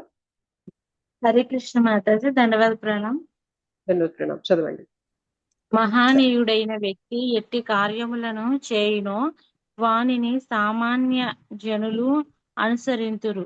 తన ఆదర్శప్రాయ కర్మము ద్వారా దేనిని అతడు ప్రమాణముగా నిర్ణయించునో దానినే లోకమంతయు అనుసరించును. Hare thank you Krishna. మాతాజీ. హరే కృష్ణ. ఇక్కడ అర్జునుడికి చెప్తున్నారు, ఏమంటున్నారు? మహనీయుడైన వ్యక్తి ఎటువంటి కార్యాలు చేస్తారో సామాన్య జనులు ఆయన్ని అనుసరిస్తూ ఉంటారు, ఆయన్ని ఫాలో చేస్తూ ఉంటారు. ఆయన ఎటువంటి కార్యం చేస్తే సామాన్య ప్రజలు కూడా అటువంటి కార్యమే చేస్తూ ఉంటారు. సో తన ఆదర్శప్రాయ కర్మ ద్వారా అతడు ప్రమాణంగా నిర్ణయించునో, అతడు దేనిని ప్రమాణంగా నిర్ణయించునో దానినే లోకమంతయు కూడా అనుసరించును. అంటే జీవితంలో మనం కొంతమందిని ఇన్స్పిరేషన్ గా తీసుకుంటూ ఉంటాం. ఓకే, వాళ్ళు ఎలా చేస్తే మనం అలా చేయాలి అని చెప్పి మనం ప్రయత్నం చేస్తూ ఉంటాం. Yes or no? ఇవాళ రేపటి కాలంలో చాలా మంది యువత ఒక ఫిల్మ్ స్టార్నో, ఒక క్రికెట్ స్టార్నో, స్పోర్ట్స్ పర్సన్నో, సో ఇట్లాంటి వారిని ఆదర్శంగా తీసుకొని వాళ్ళు ఏ విధంగా బ్రతికితే నేను ఆ విధంగా బ్రతకాలి, వాళ్ళు ఏ స్టైల్ అనేది వాళ్ళు క్రియేట్ చేస్తే నేను ఆ స్టైల్ అనేది ఫాలో అవ్వాలి. ఇట్లా చేస్తున్నారా లేదా చెప్పండి? చేస్తున్నారు మాతాజీ. కానీ ఆ, మాతాజీ. ఎవరిని మనం ఆదర్శప్రాయంగా తీసుకుంటున్నాం అనేది ఇంపార్టెంట్. ఏ వ్యక్తి అయితే సరైన మార్గంలో బ్రతుకుతున్నారో, ధర్మం అనేది వేదాల ప్రకారం తన విద్యుక్త ధర్మాన్ని ఆయన చక్కగా పాటిస్తున్నారో అటువంటి వ్యక్తిని మనం చూసి ఆదర్శప్రాయంగా తీసుకున్నాం అనుకోండి, మనం కూడా ఉద్ధరింపబడతాం. కానీ రాంగ్ పర్సన్ ని మనం ఇన్స్పిరేషన్ గా పెట్టుకున్నాం అనుకోండి, ఏమవుతుంది అంటే మనకది అధోగతి పాలేదు. ఓకే, సో లీడర్స్ అనే వాళ్ళని మనం కరెక్ట్ గా చూస్ చేసుకోవాలి ఎప్పుడు కూడా సమాజంలో. సో ఆ లీడర్స్ కూడా కరెక్ట్ గా బ్రతకాలి. ఎలా ఉండాలి అంటే లీడర్స్ ధార్మికంగా బ్రతకాలి. వాళ్ళు బ్రతికి చూపిస్తేనే సామాన్య ప్రజలు వీళ్ళు ఇటువంటి కష్టతరమైన పరిస్థితుల్లో కూడా వీళ్ళు ఇంత విలువలకి కట్టుబడి ఉన్నారు కదా, ఇంత ధార్మికంగా ఉన్నారు కదా, మేము కూడా అంతే ధార్మికంగా ఉండాలి అని వాళ్ళు ఆదర్శప్రాయంగా తీసుకుంటారు. అయితే ఇవాళ రేపటి కాలంలో ప్రతి ఒక్కరు కూడా ఎవరో ఒకరికి ఇన్స్పిరేషన్ గా ఉంటారు. మనలో కూడా మనందరం కూడా కొందరికి ఇన్స్పిరేషన్ గా ఉన్నాం. అదేంటి మాతాజీ, మనం ఎవరికి ఇన్స్పిరేషన్? మనమేమంత పెద్ద ఫేమస్ కాదు కదా, మనల్ని చూసి ఎవరు తెలుసుకుంటారు అని అనుకుంటారేమో. సో మనల్ని చూసి కూడా తెలుసుకునే వాళ్ళు ఉన్నారా లేదా ఎవరైనా చెప్పగలరా? మనల్ని చూసి కూడా ఆదర్శప్రాయంగా ఫీల్ అయ్యే వాళ్ళు ఎవరైనా ఉన్నారా లేదా? ఎవరుంటారు? ఎవరుంటారు? ఎవరుంటారు? మన పిల్లలు మన పిల్లలు మాతాజీ. వెరీ బోల్, వెరీ నైస్. మన పిల్లలు, దట్స్ పర్ఫెక్ట్ ఆన్సర్. ఎస్, ఒక తల్లిదండ్రుల్ని చూసి ఆదర్శప్రాయంగా తీసుకోవడానికి పిల్లలు ఎప్పుడు కూడా సిద్ధంగా ఉంటారు. సో చాలా మంది మాతాజీస్ ప్రభుజీస్ వచ్చి అడుగుతూ ఉంటారు అనమాట, మా పిల్లలకి చక్కగా భగవద్గీత శ్లోకాలు నేర్పించండి, మా పిల్లలు పెద్దయ్యాక చాలా అద్భుతంగా మంచి పిల్లలుగా తీర్చిదిద్దబడాలి అని అంటారు. మీరు వచ్చి నేర్చుకోండి భగవద్గీత శ్లోకాలు అంటే అవన్నీ మాకు కుదరవండి అంటారు. ఓకే, మా పిల్లలు చాలా డిసిప్లిన్ గా ఉండాలండి, మేము చెప్పిందల్లా వింటూ ఉండాలి వాళ్ళు, మేము చదువుకోమంటే చదువుకోవాలి, మేము వెళ్ళి ఆడుకో అంటే ఆడుకోవాలి, మేము లే అంటే లేవాలి, కూర్చో అంటే కూర్చోవాలి, అంత ఇదిగా ఉండాలి మా పిల్లలు అని చెప్పి కోరుకుంటుంటారు కొందరు తల్లిదండ్రులు. మరి మీరంతే డిసిప్లిన్ గా బ్రతుకుతున్నారా? లేదండి. మా పిల్లలు ఎప్పుడు సెల్ పట్టుకొని ఉంటారండి, వాళ్ళకి అసలు ఎంత ఎడిక్షన్ అంటే అంత ఎడిక్షన్. 24 గంటలు సెల్ దగ్గర టీవీ దగ్గర అట్లా అతుక్కుపోయి ఉంటారండి. వాళ్ళని ఎంత చేసినా ఎంత మార్చాలని చూసినా కానీ మారట్లేదు అంటారు. మరి మీరేం చేస్తున్నారు? మా పిల్లలు షార్ట్స్ చూస్తూ ఉన్నారండి, స్క్రోల్ చేసేస్తూ ఉన్నారండి అని చెప్తూ ఉంటారు. అసలు రోజుకి ఎంత స్క్రీన్ టైం అవుతుందో, ఎన్ని గంటలు కూర్చుంటున్నారో తెలియడం లేదు, ఇట్లా అయితే ఏమవుతుందో, వాళ్ళు ఎట్లా చదువుకుంటారో ఏమో అని అంటున్నారు. మరి మీరేం చేస్తున్నారు? మీరు ఇన్స్టాగ్రామ్ పెట్టుకొని రీల్ తర్వాత రీల్ చూసుకుంటూ, షార్ట్స్ యూట్యూబ్ పెట్టుకొని షార్ట్స్ తర్వాత షార్ట్స్ చూసుకుంటూ, పిల్లలకి మాత్రం నువ్వు ఫోన్ పట్టుకోవడానికి వీల్లేదు, నువ్వు షార్ట్స్ చూడడానికి వీల్లేదు, నువ్వు ఇన్స్టాగ్రామ్ ఫాలో అవడానికి వీల్లేదు, నువ్వు డిసిప్లిన్ గా ఉండాలి, నువ్వు పద్ధతిగా ఉండాలి, నువ్వు మర్యాదగా ఉండాలి, నువ్వు చాలా ధార్మికంగా ఉండాలి, నీకు కోపం రాకూడదు, నువ్వు క్రమశిక్షణతో ఉండాలి, ఇన్ని మాట్లాడుతూ ఉంటే ఎలా వాళ్ళు తీసుకుంటారు ఆదర్శప్రాయంగా? ఎలా వాళ్ళు తెలుసుకుంటారు? పిల్లలు ఎప్పుడు కూడా మన మాటల్ని బట్టి తెలుసుకోరండి, మన ప్రవర్తనని బట్టి తెలుసుకుంటారు. ఓకే, వాళ్ళు ఎక్కువ ఎక్కడి నుండి నేర్చుకుంటారు తెలుసా? మన ప్రవర్తనని, మన నడవడికని చూసి వాళ్ళు తెలుసుకుంటారు. డియర్ పేరెంట్స్, గుర్తుపెట్టుకోండి ఇది. ఓకే, మనం ఇవాళ ఒకలాగా బ్రతుకుతూ ఒకలాగా చెప్తూ వాళ్ళ నుండి మాత్రం మంచి గుణాల ఉన్న పిల్లలుగా మనం ఎక్స్పెక్ట్ చేస్తూ ఉంటే తప్పెవరిది అంటే తల్లిదండ్రులదే. ఇవాళ రేపటి కాలంలో పిల్లలు యువత మన టీనేజ్ లోకి వచ్చాక, లేకపోతే యూత్ ఇదిలోకి వెళ్ళాక ఇంక అస్సలు తల్లిదండ్రుల మాట వినడం లేదు, ఏమీ అసలు బాధ్యత అనేది ఉండడం లేదు వారికి అని అంటున్నారు. ఎక్కడ తప్పు జరుగుతుంది అంటే, ఒకటి సొసైటీ నుంచి కొంచెం ఇన్ఫ్లుయెన్స్ ఉంటుంది. దాంతో పాటు పిల్లలకి చిన్నప్పటి నుంచి విలువలు ఇస్తున్నామా? పిల్లలకి చిన్నప్పటి నుంచి భగవద్గీత, రామాయణం, మహాభారతం, మన పురాణాల నుంచి ఒక్కొక్క లెసన్ కూర్చోబెట్టి మనం చెప్తున్నామా? మనం తెలుసుకుంటున్నామా? మనమేమో పురాణాలని మైథాలజీ అని చెప్పి చెప్పేస్తున్నాం. అవసరం లేదు, నాకు అవసరం లేదు అవన్నీ, నాకు అవసరం లేదంటే ఇదన్నీ అని చెప్పి మనం అంటున్నాము. మన పిల్లలు మాత్రం ధార్మికంగా బ్రతకాలి. పెద్దయ్యాక ఎటువంటి డైవర్షన్స్ కి వెళ్ళకూడదు, ఎటువంటి డిస్ట్రాక్షన్స్, ఎటువంటి తప్పుడు దోవలోకి వెళ్ళకూడదు మన పిల్లలు అని కోరుకుంటున్నాం. మరి తప్పుడు దోవలోకి వెళ్ళొద్దు అంటే పునాది ఏది వారికి? పునాది ఏది? తప్పుడు దోవలోకి వెళ్ళకూడదు అంటే పునాది పడాలి. మనకి ఈ పురాణాలు ఉన్నవి తప్పుడు దోవలోకి వెళ్ళిన వాళ్ళు ఎలా వాళ్ళ కాళ్ళు చేతులు విరగ్గొట్టుకున్నారో చెప్తాయి పురాణాలు. సో దుర్యోధనుడి గురించి చెప్పి, అర్జునుడు పాండవులు అంత కష్టపడినా, అంత కష్టంలో ఉన్నా కూడా ధర్మాన్ని వదిలిపెట్టలేదు, భగవంతుణ్ణి వదిలిపెట్టలేదు, భగవంతునిపై విశ్వాసాన్ని వదిలిపెట్టలేదు అని చిన్నప్పటి నుండి మనం పిల్లలకి చెప్తూ, వారికి మనం సమయాన్ని ఇస్తూ కూర్చోబెట్టి బుక్ ఓపెన్ చేసి చదువుతూ వారికి మన పురాణాలు చెప్తూ ఉంటే నాటుకుపోదండి మనసులో వారికి? రేపు పొద్దున డిస్ట్రాక్షన్స్ రూపంలో సోషల్ మీడియా, ఇవాళ రేపటి కాలంలో యూట్యూబ్, ఇన్స్టాగ్రామ్, ఫేస్బుక్, బోలెడన్ని ఇట్లాంటి రూపంలో, లేదా ఎవరో తప్పుడు ఫ్రెండ్స్ రూపంలో డిస్ట్రాక్షన్స్ వస్తున్నప్పుడు ఎందుకు తొందరగా బానిసలైపోతున్నారు పిల్లలు? ఎందుకు తొందరగా చెడిపోతున్నారు అంటే తప్పు మనదే. గుర్తుపెట్టుకోవాలి, మనం మారితేనే పిల్లలు మారుతారు. మనం మారడానికి సిద్ధంగా లేం. ఇంత వయసు వచ్చింది మాకు మారడం కష్టమండి అంటే ఎక్స్పెక్ట్ చేయొద్దు, పిల్లలు మారుతారని ఎక్స్పెక్ట్ చేయొద్దు. ఫస్ట్ కష్టం మనం తీసుకొని మార్పు మనలో తీసుకొచ్చి ఆ మార్పు వారికి చూపించామనుకోండి, వారిలో కూడా మెల్లగా మార్పు అనేది వస్తుంది. అందుకనే భక్తి, ప్రహ్లాద్ మహారాజ్ ఏమంటారు తెలుసా? 5 ఏళ్ల వయస్సు నుండి భక్తి మార్గాన్ని పిల్లలకు అందించాలి. ఎంతమంది ఇంట్లో భగవద్గీత ఉంది? ఎంతమంది ఇంట్లో భగవంతుని నామం చెప్తున్నారు? ఎంతమంది ఇళ్లలో రామాయణాది మహాభారతాది కథలు, పురాణాలు చెప్తున్నారు, డిస్కస్ చేస్తున్నారు? ఎంతమందికి తెలుసు? ఇవాళ రామాయణం గురించి, భాగవతం గురించి, మహాభారతం గురించి తెలుసుకోవాలంటే సీరియల్ పెట్టుకొని తెలుసుకుంటున్నామే. Is that right? ఒక సీరియల్లో వాళ్ళు ముందు డిస్క్లైమర్ వేస్తారనమాట. ఏమని అంటే, మేము టీఆర్పీ రేటింగ్స్ కోసం, మా సీరియల్ యొక్క ప్రమోషన్స్ పెంచడం కోసం ఇందులో కొన్ని కల్పించి చెప్తాము. ఇందులో సత్యం అనేది కొంతే ఉంటుంది, మిగిలింది మా కల్పన ఉంటుంది అని వాళ్ళు చక్కగా చెప్పి చూపిస్తారు.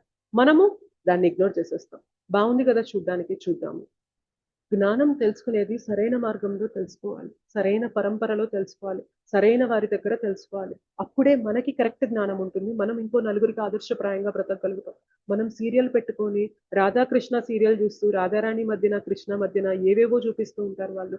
అవి చూసి మనం మోసపోయి మనము ప్రభావితం చెంది తప్పండి. అది తల్లిదండ్రులుగా, గురువులుగా, ఎవరైతే టీచర్స్ గా ఉన్నారో, ఎవరైతే తల్లిదండ్రులుగా ఉన్నారో వాళ్ళు తెలుసుకోవాల్సిన విషయం. We are inspiration to our kids, we are inspiration to our students. మనం మన పిల్లలకి ఆదర్శప్రాయంగా ఉండాలి.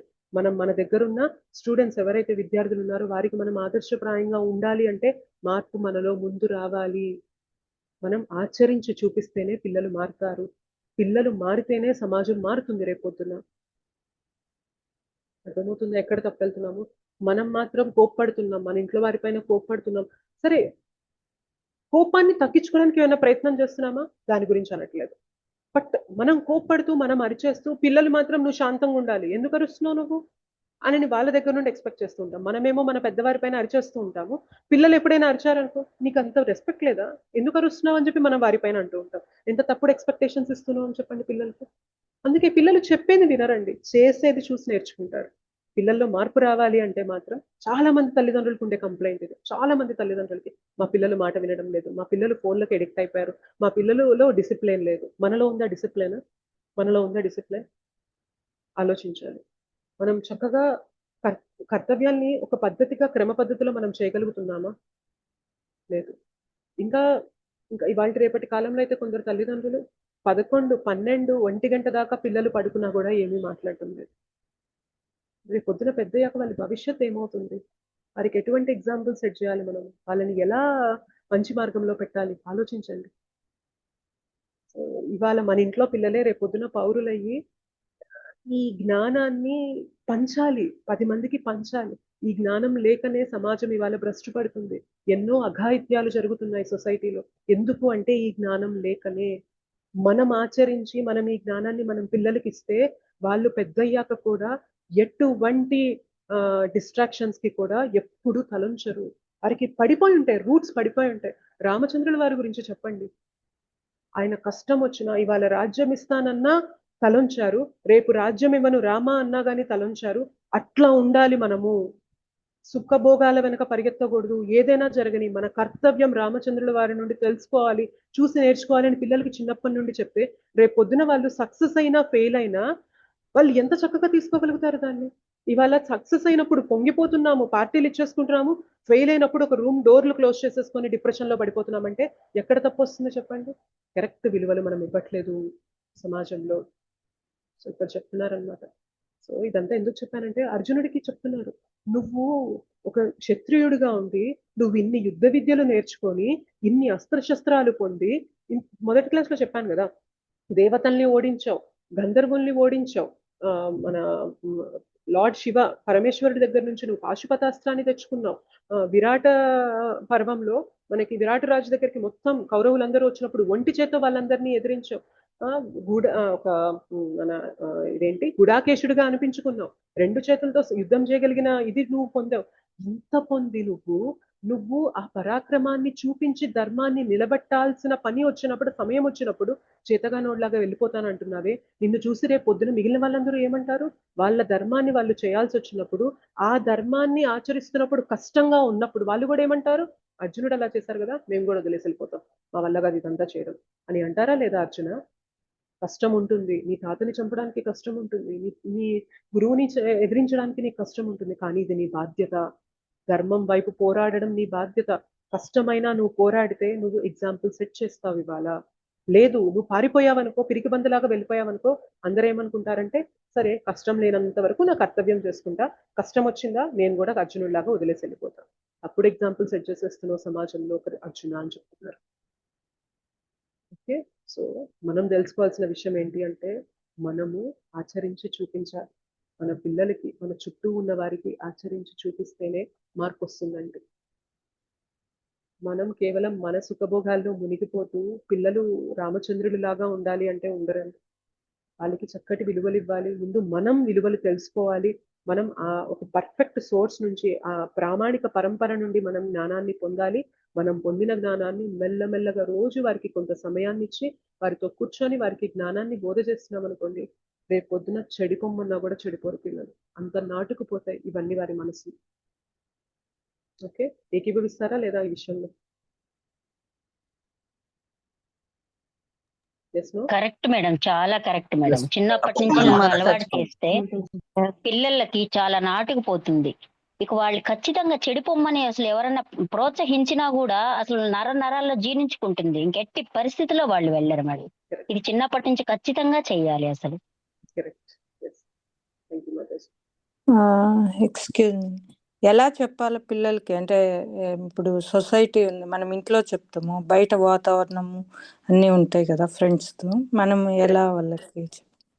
కరెక్ట్. ఒకటి ఏంటంటే మాతాజీ, మనము చుట్టుపక్కల వాతావరణాన్ని ఎక్కువ కంట్రోల్ చేయలేము.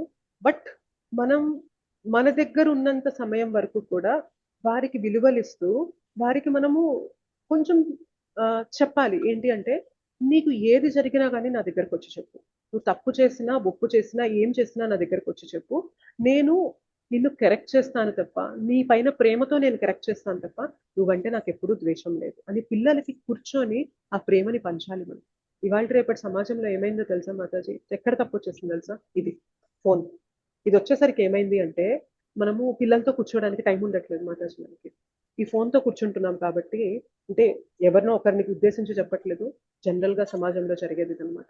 తల్లిదండ్రులకి ఫోన్నే ప్రపంచం అయిపోయింది, ఫోన్లో ఉండడమే ప్రపంచం అయిపోయింది, దాన్ని చూసుకోవడమే సర్వస్వం అయిపోయినప్పుడు పిల్లలతో కూర్చొని వారితో మనసు విప్పి మాట్లాడి వారికి ఏం కష్టంగా ఉంది, ఎటువంటి ఫ్రెండ్స్ ఉన్నారు, ఎటువంటి మాటలు మాట్లాడుతున్నారు బయటికి వెళ్ళాక, వాళ్ళు ఏం నేర్చుకున్నారు ఇవాళ, ఏం జరిగింది వాళ్ళ స్కూల్లో, ఏం నడిచింది వాళ్ళ జీవితంలో ఇవాళ అని కూర్చొని మాట్లాడడానికి మనకి సమయం ఎక్కడుంది చెప్పండి? ఆ సమయం ఉంది, మనం వారికి ఆ చిన్న ఫ్రీడమ్ అనేది ఇచ్చాం, మనతో ఏదైనా షేర్ చేసుకోవచ్చు అని ఇచ్చామనుకోండి, వాళ్ళు అన్ని చెప్తారు. అన్ని చెప్పినప్పుడు మనం ఏం చేయాలి తెలుసా? మనం ఇప్పటిదాకా ఏవైతే పురాణాల నుండి కథలు చెప్పామో ఆ కథలతో వాళ్ళకి లింక్ చేయాలి. కరెక్ట్, నువ్వు ఇవాళ ఏదైతే అనుభవించావో ఒకసారి అలా మనం పురాణాల్లో ఈ కథ చర్చించుకున్నాం కదా, వీళ్ళు కూడా అనుభవించారు, కానీ వాళ్ళు ఏం చేశారు దీని నుండి బయటికి రావడానికంటే ఈ మార్గాన్ని తీసుకున్నారు.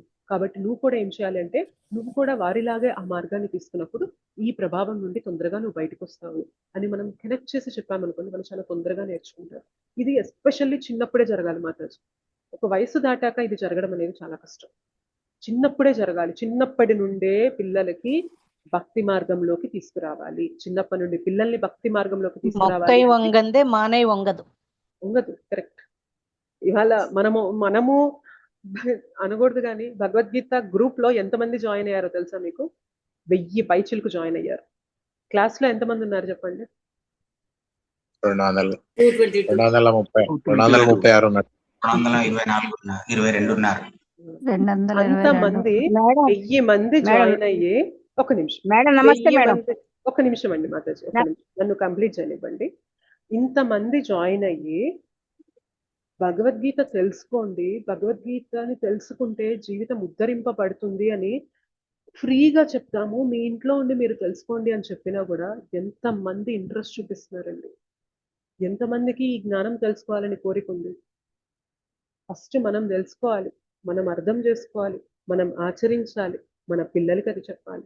ఇది పెద్ద ప్రాసెస్. ఓకే, ఫస్ట్ స్టెప్పే పడట్లేదు మనకి సొసైటీలో. ఏం కష్టపడద్దు, మీరు అక్కడ ఉండండి, నేను ఇక్కడ ఉంటాను, మనం ఒక గంటన్నర ఇలా కనెక్ట్ అవుదాము, 4 విషయాలు తెలుసుకుందాం, భగవంతుడు ఏం చెప్తున్నారో, ఎలా బ్రతకమని చెప్తున్నారో అని చెప్పినా కూడా మనం ఎందుకు జాయిన్ అవ్వలేకపోతున్నాం? ఎందుకు ఇంట్రెస్ట్ చూపించలేకపోతున్నాం? మనమే విలువలు తెలుసుకోలేకపోతే ఎట్లా ఇవ్వగలుగుతాం? అది ఇవాళ సమాజంలో వచ్చిన ప్రాబ్లం. ఓకే, ఇందాక మాతాజీ అడిగినట్లు ఎట్లా ఇవ్వాలి అంటే, మొదటిది మనం ప్రతిరోజు వారితో కొంత సమయాన్ని ఇవ్వాలి మాతాజీ. ఆ సమయాన్ని ఇవ్వాలి అంటే మన జీవితంలో డిసిప్లిన్ రావాలి. ఎందుకంటే మనం భక్తి చేయడానికి డిసిప్లిన్ ఉండాలి. మనం భక్తి చేస్తూ పిల్లలకి మనం ఎలా వారు భక్తి చేయాలి, ఎలా వాళ్ళు సక్రమమైన మార్గంలోకి రావాలి అని చెప్పాలి అంటే దానికి కొంత సమయం తీయాలి. ఇలా మనం సమయం తీయాలి అంటే జీవితంలో అక్కర్లేని విషయాలకి ఎక్కడ మనం సమయం ఇస్తున్నామో చూసుకొని ఆ సమయాన్ని కట్ డౌన్ చేయాలి మనం. అప్పుడు మాత్రమే ఇవన్నీ చేయగలుగుతాం. అది ఎలా చేయాలి ఏంటి అనేది ముందు మనం క్లాసెస్లో ఇంకా డీటెయిల్గా డిస్కస్ చేద్దాము.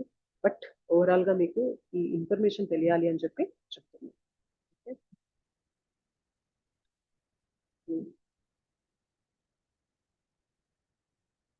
సహజమైన నాయకులు జాగ్రత్తగా వ్యవహరిస్తారు. తల్లిదండ్రులు, ఉపాధ్యాయులు, దేశాధినేతలు మొదలైన వారు. కాబట్టి మీ నాయకుడిని జాగ్రత్తగా ఎంచుకోండి. ఎవరిని మనం నాయకుడిగా ఎంచుకుంటున్నామో జాగ్రత్తగా చూసుకోవాలి. సో అర్జునుడు ఎవరిని ఎంచుకున్నారు నాయకుడిగా? భగవంతుడిని తీసుకున్నారు, భగవంతుని గురువుగా తీసుకున్నారు, ఆయన చెప్పింది ఫాలో అవుతున్నారు. మనము మన గురువుని లీడర్గా ఆయన చెప్పిన విధంగా, ఆయన నడిచిన విధంగా మనము నడవడానికి ప్రయత్నం చేస్తుంటే ఏమవుతుంది అంటే మనం కూడా సక్రమమైన మార్గంలోకి వచ్చేస్తాం. ప్రభుపాదుల వంటి విశ్వసనీయమైన భక్తులను లేదా వేదాల్లో తెలిపినటువంటి వ్యక్తులను ఎంచుకోండి. అలా మనం వారిని నాయకులుగా ఎంచుకున్నప్పుడు మనం కరెక్ట్ నాయకులుగా నిలబడగలుగుతాం. భగవంతుడు చెప్తారనమాట, నేను కూడా ఇక్కడ నా లీలలు చేయడానికి వచ్చినప్పుడు నా విద్యుక్త ధర్మాల్ని నేను చేశాను అర్జున. నేను భగవంతుణ్ణి ఇక్కడికి వచ్చాను అని నా ధర్మాలు పక్కన పెట్టి నేను లేను. నా విద్యుక్త ధర్మాలన్నీ నేను చేశాను. ఎందుకంటే నేను నా విద్యుక్త ధర్మాలు చేయకపోతే అందరూ నన్ను ఆదర్శప్రాయంగా తీసుకొని వారు కూడా వారి బాధ్యతల్ని త్యజిస్తారు కదా. సో మొత్తం లోకమంతా నాశనం అవ్వడానికి నేను కారణమవుతాను, నేను నా విద్యుక్త ధర్మాలు చేయకపోతే అని భగవంతుడు సాక్షాత్తు ఆయన తన ధర్మాలనేవి చక్కగా ఆచరించారు. ఓకే, అవన్నీ ఆచరించి చూపించారనమాట మనకి ఇలా బ్రతకాలి అని. ఓకే, ఇంకేమంటున్నారంటే మయి సర్వాణి కర్మాణి సన్యస్య అధ్యాత్మ చేతస నిరాశైర్నిర్మమో భూత్వా యుద్ధస్య విగత జ్వరః. కావున ఓ అర్జున, నన్ను గూర్చిన సంపూర్ణ జ్ఞానమును కలవాడై ఫలాపేక్ష మరియు మమత్వములను విడిచి కర్మలన్నింటినీ నాకు అర్పించి మాంద్యమును వీడి యుద్ధము చేయుము. ఫైనల్ గా చెప్తున్నారు. ఇదంతా చెప్పాక ఏమంటున్నారు? నువ్వు ఎటువంటి కర్మబంధనాల్లో చిక్కుకోకుండా ఉండాలి అంటే నువ్వు ఈ జ్ఞానంతో, సంపూర్ణ జ్ఞానంతో ఎటువంటి ఫలాపేక్ష లేకుండా నీ యుద్ధం, నీ కర్తవ్యం ఏదైతే ఉందో ఆ యుద్ధం చేసి ఆ ఫలితాన్ని నాకు అర్పించు. అలా చేయడం వల్ల నువ్వు ఎటువంటి కర్మబంధనాల్లో చిక్కుకోవు అని చెప్తున్నారు. ఓకే, నెక్స్ట్ ఏం కాన్సెప్ట్ చెప్తాను.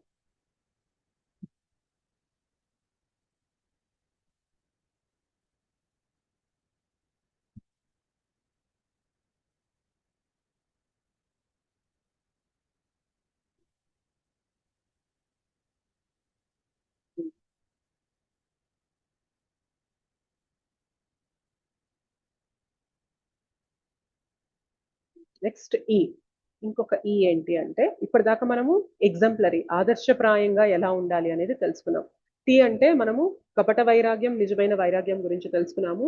ఆర్ అంటే రెగ్యులేటెడ్ యాక్టివిటీస్, నియంత్రిత కార్యకలాపాలలో మనము ఎలా మనము భగవంతునికి నివేదన చేసి ఒక సరైన మార్గంలో బ్రతకాలి. మనం చేసే ప్రతి పని కూడా భగవంతుని ఆ రిజల్ట్స్ అనేవి, ఆ ఫలితాలు అనేవి భగవంతునికి నివేదన చేసి ఎలా బ్రతకాలి అనేది తెలుసుకున్నాము.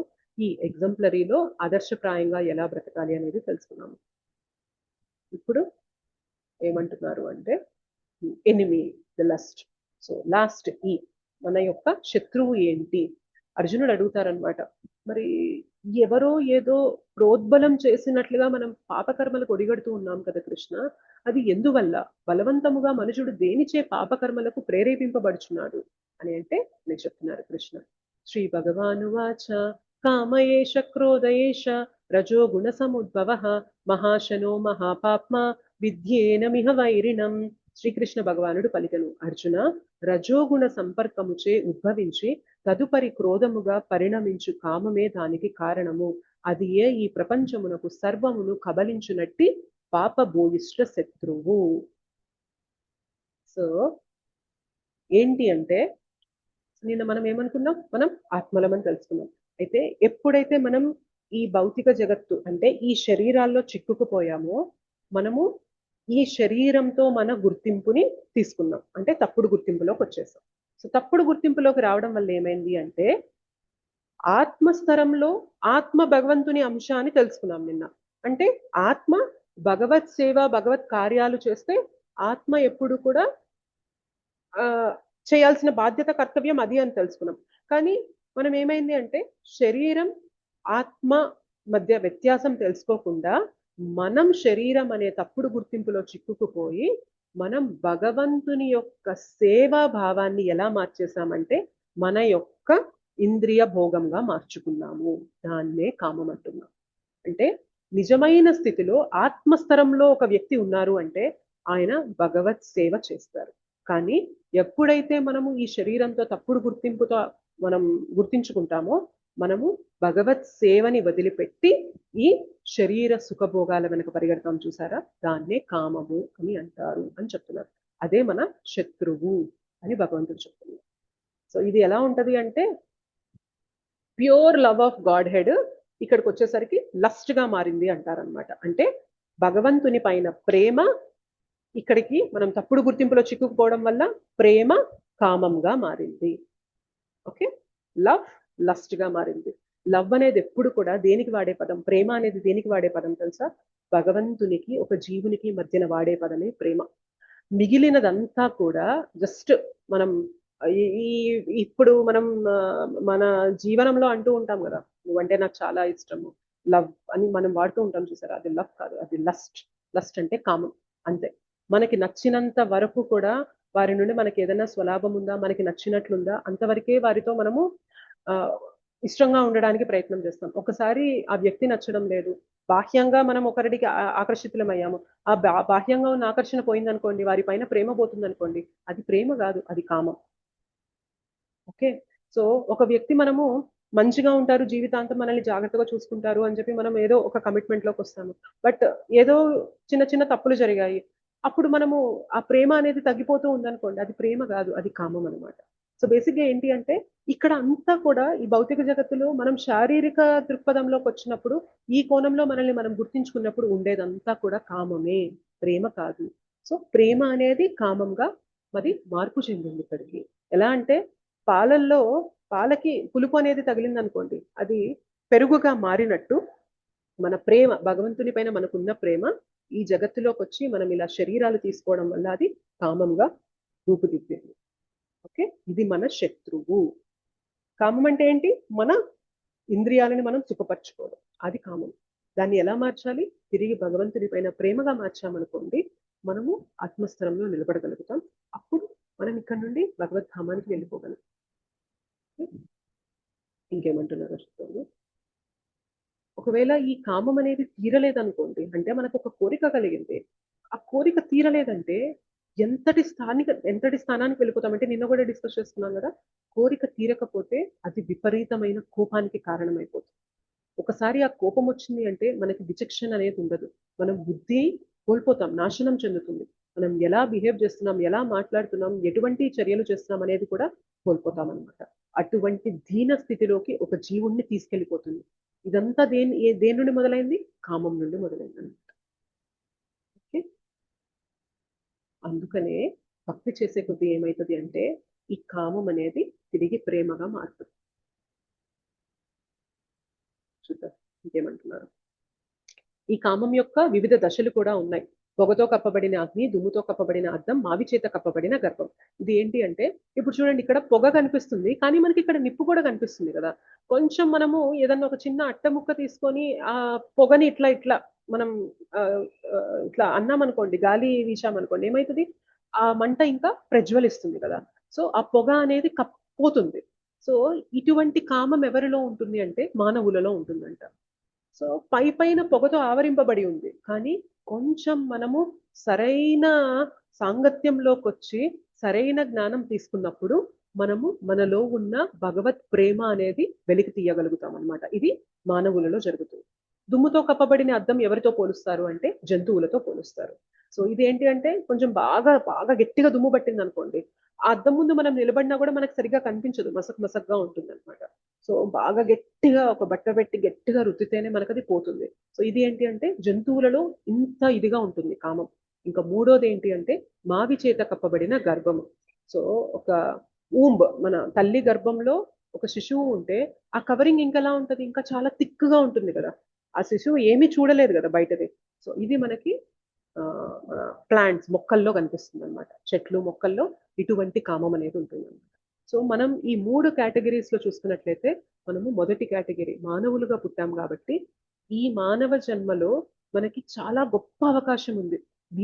అంటే చాలా తొందరగా మనము మనలో ఉన్న ఈ కామాన్ని అరికట్టుకొని భగవంతుని వైపు ప్రేమని పొందడానికి చాలా గొప్ప అవకాశం మానవుని జన్మలో ఉందన్నమాట. అదే జంతువు జన్మలో కానీ, ఒక చెట్టు కానీ, ఒక మొక్క జన్మలో కానీ అది చాలా కష్టం. ఇక్కడ మనకి ఈ ఆర్డర్ అనేది ఇస్తున్నారు. ఇది మనం నిన్న రథం గుర్తుందా కదా మీకు?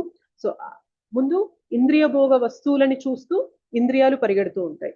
ఇంద్రియాల పైన ఎవరు ఉంటారు అంటే మనస్సు ఉంటుంది. ఆ మనస్సు పైన బుద్ధి. మనస్సు అంటే నిన్న పగ్గాలు అనుకున్నాం, బుద్ధి అంటే డ్రైవర్ అనుకున్నాం నిన్న, ఆత్మ అంటే ఆ రథంలో కూర్చున్న ఒక ప్యాసింజర్, ప్రయాణికుడు అనుకున్నాం కదా. సో ఈ ఎవరు ఎక్కువ అంటే అందరికన్నా ఆత్మ ఎక్కువ, తర్వాత బుద్ధి, తర్వాత మనస్సు, తర్వాత ఇంద్రియములు, తర్వాత ఇంద్రియ భోగ వస్తువులు.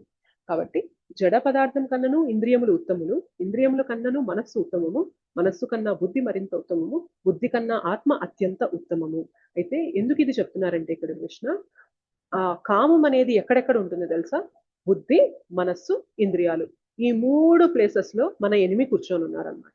సో మన శత్రువు ఏంటి? ఇందాక అడిగారు కదా అర్జున, మా శత్రువు ఏంటి అంటే ఈ శత్రువు కామము అని చెప్తున్నారు. అయితే ఆ కామము శత్రువు ఉండే ప్లేసెస్ కూడా చెప్తున్నారు అనమాట. ఏ చోట్లలో ఉంటారంట ఆ శత్రువు? బుద్ధిలో, మనస్సులో, ఇంద్రియాలలో తిష్ట వేసుకొని కూర్చున్నారు. సో ఈ 3 ఈ శత్రువు ఉండడం వల్ల ఏమవుతుంది అంటే ఆత్మ అధోగతి పాలు చెందుతుంది.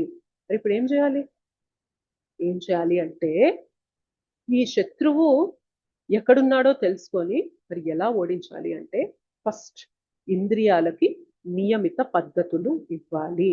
ఇంద్రియాలని ఇష్టం వచ్చినట్టు ఎంగేజ్ చేయడం కాదు, కళ్ళతో మనకి తోచింది చూస్తూ కూర్చోవడం కాదు, కళ్ళని వీలైనంత ధార్మికంగా భగవంతుని సేవలో మనం వినియోగం చేస్తున్నాం.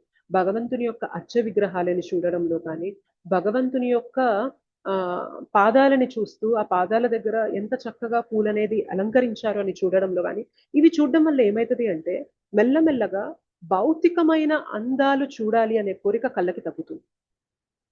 ఇవాళ మనకి ఎందుకు ఒక జెండర్, ఆపోజిట్ జెండర్ ని చూస్తే అంత అట్రాక్ట్ అవుతున్నాము, కళ్ళు ఎందుకు అంత లాగుతున్నాయి అంటే నిజమైన అందం ఎక్కడుందో మనకి ఇంతవరకు తెలియదు. నిజమైన అందం భగవంతుని యొక్క ఆ దివ్య విగ్రహ రూపంలో ఉంది అని తెలుసుకొని ఇనిషియల్ గా మనకి అంత అనిపించదు, అంత రుచి రాదు. బట్ ఎప్పుడు రుచి వస్తుంది తెలుసా? భగవంతుణ్ణి చూడాలని ఎప్పుడు కోరిక కలుగుతుంది తెలుసా? భగవంతుని గురించి వినే కొద్దీ భగవంతుణ్ణి దర్శించుకోవాలి అనే కోరిక కలుగుతుంది. ఏ వ్యక్తి అండి ఇవాళ రేపటి కాలంలో ఒక డ్రైవర్ గా ఉండడానికి ఇష్టపడతారు? ఒకవేళ ఒకరి అకౌంట్ లో ఒక 3-4 కోట్లు ఉన్నాయి, ఆయన వేరే వారికి డ్రైవర్ రాలేదు అని చెప్పి నువ్వు వస్తావా అని అడిగితే అది ఎంత అవమానంగా ఫీల్ అవుతారు? నేనేంటి, నా స్థాయి ఏంటి, నా హోదా ఏంటి, నన్ను డ్రైవర్ గా రమ్మంటున్నావా అని అంటారా లేదా? దేవాది దేవుడు, అఖిలాండ కోటి బ్రహ్మాండ నాయకుడు, సమస్త లోకాలకి అధిపతి అయిన కృష్ణుడు తన భక్తుని కోసం ఒక డ్రైవర్ పొజిషన్ తీసుకోవడానికి కూడా సిద్ధపడ్డారు అంటే ఆయన ఎంత కృప లేకపోతే అలాంటి పొజిషన్ తీసుకుంటారు? తన భక్తుల పైన ఎంత ప్రేమ లేకపోతే ఆ స్థితికి వస్తారు ఆయన? ఇది విన్నాక భగవంతుడిని చూసామనుకోండి, మనకి ఎలా చూస్తాము? ఎలా ఉన్నావు కృష్ణ, నువ్వు నీ భక్తుల కోసం అంత స్థాయి దిగజారి ఎలా వచ్చావు? ఒక్క భక్తుడిని నువ్వు కాపాడుకోవడానికి, ఒక్క భక్తుడిని, నిన్ను నమ్మిన వారిని నువ్వు ప్రొటెక్ట్ చేసుకోవడానికి ఎలా నువ్వు ఇంత తక్కువ స్థాయిలోకి వచ్చావు అని ఆ భావనతో చూసామనుకోండి, అందంగా కనిపిస్తారా లేదా కృష్ణ? కళ్ళ వెంట నీటి బొట్టు వస్తుందా రాదా చెప్పండి? నరసింహస్వామిని చూసినప్పుడు ఒక్క భక్తుడు, ప్రహ్లాద్ మహారాజ్ 5 ఏళ్ల బాలుడు చెప్పారు, ఈ స్తంభంలో నువ్వు స్వామి ఉన్నారు అని చెప్పడంలో ఆ మాటని రుజువు చేయడం కోసం అంత గొప్ప అసురుడికి కూడా నువ్వు నరసింహస్వామిలాగా వచ్చి దర్శనం ఇచ్చావే. సో ఇంత కోమలంగా కృష్ణులా చిన్న బాలుల్లా ఉన్న నువ్వు అంత కఠినంగా నరసింహస్వామిలాగా వచ్చావే, కేవలం నీ భక్తుల్ని కాపాడుకోవడానికి వచ్చావే అని మనం విన్ని భగవంతుని దర్శనం చేసుకున్నాం అనుకోండి, మనకి అప్పుడు అందంగా కనిపిస్తారా లేదా స్వామి? సో భగవంతుని దర్శనం ఎలా చేసుకోవాలి అంటే కళ్ళతో చేసేది కాదు భగవంతుని దర్శనం. చెవుల ద్వారా విని, భగవంతుని కథని శ్రవణం చేసి, భగవంతుని లీలలు తెలుసుకొని, భగవంతుని గుణాలు తెలుసుకొని కళ్ళతో చూసామనుకోండి భగవంతుని, ఖచ్చితంగా కనెక్ట్ అవుతాం. ఎప్పుడైతే ఇలా కనెక్ట్ అవుతామో భౌతికంగా ఉన్న ఏది కూడా మనల్ని అంత చెలించదండి. సో ఇంద్రియాలకు మనం చేయాల్సింది ఏంటి అంటే భగవంతుని సేవలో వినియోగం చేయాలి. ఓకే, ఇంద్రియాలలో కామాన్ని జయించడానికి మనం చేయాల్సిన పని భగవంతుని సేవలో మన ఇంద్రియాలని నియుక్తం చేయాలి, వినియోగం చేయాలి, ఎంగేజ్ చేయాలి మన సెన్సెస్ ని. మరి మనస్సు, ఇంద్రియాలంటే బయటకు కనిపిస్తున్నాయి, ఇలా చేస్తాం. మరి మనస్సుని ఎలా మనం కంట్రోల్ చేయాలి అంటే మనస్సుని వంచడానికి ఒకే ఒక్క మార్గం భగవన్నామ జపము, అంతే, ఇంకేం లేదు. మనః త్రాయతే ఇతి మంత్రః అంటారు. అంటే మనస్సుని ఏదన్నా అదుపు చెయ్యగలదు అంటే అది కేవలం మంత్రం మాత్రమే. కలియుగంలో స్పెషల్ గా కలియుగ వాసులకు ఇచ్చిన మంత్రము హరే కృష్ణ మహామంత్రం. సో హరే కృష్ణ మహామంత్రాన్ని ఇది జప బ్యాగ్ అంటారు. సో ఈ జప బ్యాగ్ లో జపమాల ఉంటుంది. సో ఈ జపమాల తీసుకొని మనము ఒక్కొక్క పూసని పట్టుకొని మనం హరే కృష్ణ మహామంత్రం, హరే కృష్ణ కృష్ణ కృష్ణ హరే హరే, హరే రామ రామ రామ హరే హరే అని మొత్తం ఈ జపమాలలో 108 పూసలు ఉంటాయి. 108 సార్లు మనం ఈ జపమాల పైన 108 మంత్రాలు మనం జపించినప్పుడు ఒక్క మాల జపమవుతుంది అనమాట. ఇది the most powerful way to control the mind. దీన్ని మంత్ర మెడిటేషన్ అంటారనమాట. మన మనస్సుని అదుపులోకి తీసుకురావడానికి అత్యంత శక్తివంతమైన మార్గము, అత్యంత సులభతరమైన మార్గం ఏదన్నా ఉంది అంటే జపము, మహామంత్రం యొక్క జపము. ఓకే, ఇప్పుడు ఇందాక స్లైడ్ లో చెప్పారు కదా, చూడండి. ఇంద్రియాలని భగవంతుని యొక్క సేవలో వినియోగం చేయడం, మనస్సుని ఎలా మనం కంట్రోల్ చేయగలం, మనస్సులో ఉన్న శత్రువుని ఎలా ఓడించగలము. మనస్సులో కామం తిష్ట వేసుకొని కూర్చుంది, మనల్ని జన్మ తర్వాత జన్మ తీసుకొని మనల్ని ఇక్కడ ఇంకా ఇబ్బందులు పడేలా చేస్తుంది కామం. మరి దాన్ని ఎలా జయించాలి అంటే కేవలం హరినామ జపం ద్వారానే జయించగలం. నెక్స్ట్ బుద్ధి. బుద్ధికి ఆధ్యాత్మిక జ్ఞానమే మందనమాట. సో మనం బుద్ధి ఎప్పుడు స్ట్రాంగ్ అవుతుంది అంటే శాస్త్రాలు చదువుతూ, పురాణాలు చదువుతూ ఆ శాస్త్ర జ్ఞానం అనేది తీసుకుంటూ ఉంటే ఏమవుతుంది అంటే బుద్ధి స్ట్రాంగ్ అవుతూ ఉంటుంది. సో మన శత్రువు కామం అని తెలుసుకున్నాం. ఆ శత్రువు 3 ప్లేసుల్లో ఉన్నారు. ఒకటి ఇంద్రియాలు, రెండోది మనస్సు, రెండోది బుద్ధి. ఇంద్రియాలను ఎలా చేయాలి? భగవంతుని సేవలో వినియోగం చేయాలి. అప్పుడు అక్కడ ఉన్న శత్రువు పైన జయించగలము. మనస్సులో ఉన్న తిష్ట వేసుకున్న శత్రువుని ఎలా ఓడించగలము? మనము జపం చేయడం ద్వారా ఆ శత్రువుని ఓడించగలము. బుద్ధిలో తిష్ట వేసుకుని కూర్చునే ఈ కామాన్ని ఎలా జయించగలము అంటే శాస్త్రాలు అధ్యయనం చేయడం వల్ల, శాస్త్రాలు చదవడం, శాస్త్రాలు వినడం చేయడం ద్వారా ఏమవుతుంది అంటే మన బుద్ధి స్ట్రాంగ్ అవుతుంది. అలా మాత్రమే ఈ శత్రువుని మనం ఓడించగలము. లేదంటే ఈ శత్రువుని, కామము అనే శత్రువుని ఓడించడం అసంభవం అని కృష్ణ చెప్పేస్తారు. సో ఇది మనకి 3వ అధ్యాయం అండి. 3వ అధ్యాయంలో ఇప్పటిదాకా మనం చర్చించుకున్నది ఇంద్రియాలను నియంత్రించడం ద్వారా కామాన్ని జయించండి, మనస్సుని హరినామ జపం చేయడంలో మరియు భగవద్గీత చదవడంలో నిమగ్నం చేయాలి. సో TREE త్యాగము, నియంత్రిత కార్యకలాపాలు, ఆదర్శప్రాయమైన జీవితము, మన శత్రువు కామము అని తెలుసుకున్నాము. ఒకసారి మనము హరే కృష్ణ మహామంత్రం చెప్పి వాటి క్లాస్ ఎండ్ చేద్దాము. చెప్తారా అందరూ కలిసి విన్నట్లాగా? ఎస్. హరే హరే హరే కృష్ణ హరే కృష్ణ కృష్ణ కృష్ణ హరే హరే హరే హరే హరే హరే రామ రామ హరే రామ రామ హరే హరే హరే. హరే ఇది హరే హరే హరే రామ హరే రామ రామ రామ హరే హరే హరే. వాంఛాకల్పతరుభ్యశ్చ కృపాసింధుభ్యవ చ పతితానాం పావనేభ్యో వైష్ణవేభ్యో నమో నమః. అనంతకోటి వైష్ణవ వృంద की जय, श्रील प्रभुपाद की जय, श्रील गुरुदेव की जय, నితాయ్ గౌర్ ప్రేమానందే. హరి హరి బోల్. సో మీరు అడగచ్చు, మరి మాతాజీ ఇదంతా చెప్పారు కదా, మరి మీరేమైనా చేస్తారా ఇట్లా సాధన అంటే? మేము ప్రతిరోజు కూడా ఈ జపమాల పైన, ఇందాక జపమాల చూపించాను కదా, 108 పూసలు ఉంటాయి. ఒక్కసారి జపం చేస్తే, ఒకసారి 108 పూసల పైన మనం మంత్రాన్ని జపిస్తే దాన్ని ఒక్క మాల అంటాం మనం. ఓకే, అంటే ఒక మాల మొత్తం మనము ఒక్కొక్క పూస పైన జపం చేస్తే అది ఒక్క మాల అంటాం. అలా ఇస్కాన్లో ప్రతి ఒక్కరు కూడా 16 మాలలు జపం చేస్తారు. ఒక్కొక్క మాల జపం చేయడానికి మనకి 8 నుండి 9 నిమిషాలు పడుతుంది. కొంచెం స్లోగా చేసే వాళ్ళకి ఒక్కోసారి 10 నిమిషాలు 11 నిమిషాలు కూడా పడుతుంది మొదట్లో చేసే వాళ్ళకి. బట్ 8 మినిట్స్, 7 to 8 మినిట్స్ అలా పడుతుంది. సో ఇలా చూసుకున్నట్లయితే 16 మాలలు జపించడానికి ఈజీగా 2 నుంచి 2.5 గంట పడుతుంది. ఎవ్రీడే ఇస్కాన్లో ఫాలో అయ్యే వాళ్ళందరూ కూడా అర్థమైపోతుంది, మనస్సుని జయించాలి అని అర్థమైపోయినప్పుడు, మనస్సుని జయించడానికి మార్గము హరినామ జపం అని తెలుసుకున్నప్పుడు ప్రతి ఒక్కరు కూడా రోజు నియమంగా 16 మాలలు జపం చేస్తూ ఉంటారు. ఇస్కాన్లో డివోటీస్ అందరూ కూడా 16 మాలలు జపం చేస్తూ ఉంటారు. మరి బుద్ధిని ఎలా పదును పెట్టుకోవాలి అంటే శాస్త్రాధ్యాయం అన్నాం కదా, ప్రతిరోజు భగవద్గీత, భాగవతం ఇవి చదువుతూ ఉంటారు. రోజు నియమంగా కొంచెం సమయం అయినా కానీ భగవద్గీత, భాగవతం చదువుతూ ఉంటారు. చదువుతుంటే ఏమవుతుందంటే బుద్ధి స్ట్రాంగ్ అవుతూ ఉంటుంది. ఇంద్రియాల ద్వారా భగవత్ సేవ చేస్తూ ఉంటారు. సో కొంతమంది అయితే ఇంట్లో అర్చ విగ్రహాలు పెట్టుకొని వారి సేవ చేస్తూ ఉంటారు. కొందరు, చాలా మంది అయితే డివోటీస్ ఇంట్లో నివేదన చేస్తారు. నివేదన తులసి పెట్టి భగవంతునికి ఆహార పదార్థాన్ని నివేదన చేసి ఆ ఆహారాన్ని స్వీకరిస్తూ ఉంటాం. ఇట్లా ఈ ప్రాసెస్ అనేవి ఫాలో అవుతూ ఉంటాం.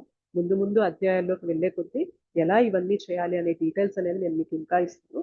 బట్ నేను మీకు ఇప్పుడు జనరిక్గా చెప్తాను. ఓకేనా? Thank you so much Matajis. ఒక 2-3 ప్రశ్నలు తీసుకున్నాము. మౌనిక మాతాజీ, సారీ, ఇక్కడ కొంతమంది ఆల్రెడీ హ్యాండ్ రైజ్ చేస్తున్నారు. విజయశ్రీ మాతాజీ.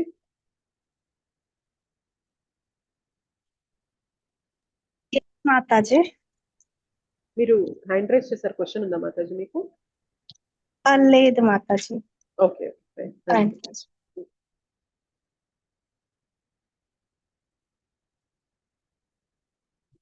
నన్ను ఒక మాతాజీ క్వశ్చన్ అడిగారు. ఏమడిగారు అంటే, మాతాజీ సూక్ష్మ శరీరం, స్థూల శరీరం అని చెప్పారు కదా, స్థూల శరీరం ఏమో మనము ఒక శరీరం అంటే ఆత్మ ఈ దేహాన్ని వదిలి ఇంకో దేహానికి వెళ్తున్నప్పుడు స్థూల శరీరాన్ని వదిలేస్తామని చెప్పారు.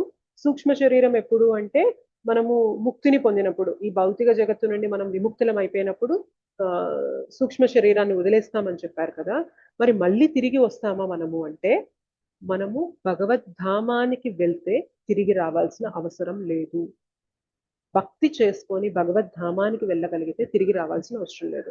భక్తి చేయడము, భగవద్ధామానికి వెళ్ళడం ఇవన్నీ మీకు ఇంకా క్లారిటీ రాలేదు అంటే, మనము 7వ అధ్యాయం నుండి చర్చించుకునే అంశాలలో మీకు ఇది క్లారిటీ వస్తుంది. ఓకేనా?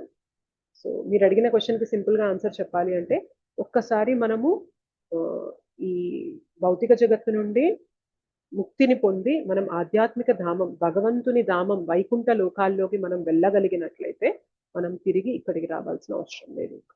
మనం మళ్ళీ శరీరాలు తీసుకోవాల్సిన అవసరం లేదు. ఓకే.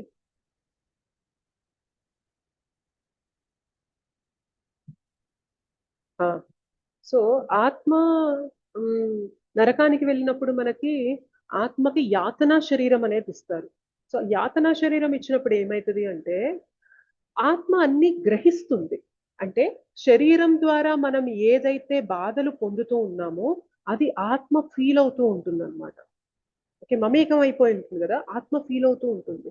సో అందువల్ల మనం నరకానికి వెళ్ళినప్పుడు మాతాజీ అడిగారు అనమాట, అంటే నరకానికి వెళ్ళినప్పుడు మనల్ని చాలా చిత్రహింసలు పెడతారు అంటారు కదా, మరి అప్పుడు ఆత్మకి ఏం కాదు అన్నారు కదా, మరి అక్కడ చిత్రహింసలు పెట్టడం వల్ల మరి ఏమవుతుంది అని క్వశ్చన్ అడిగారు.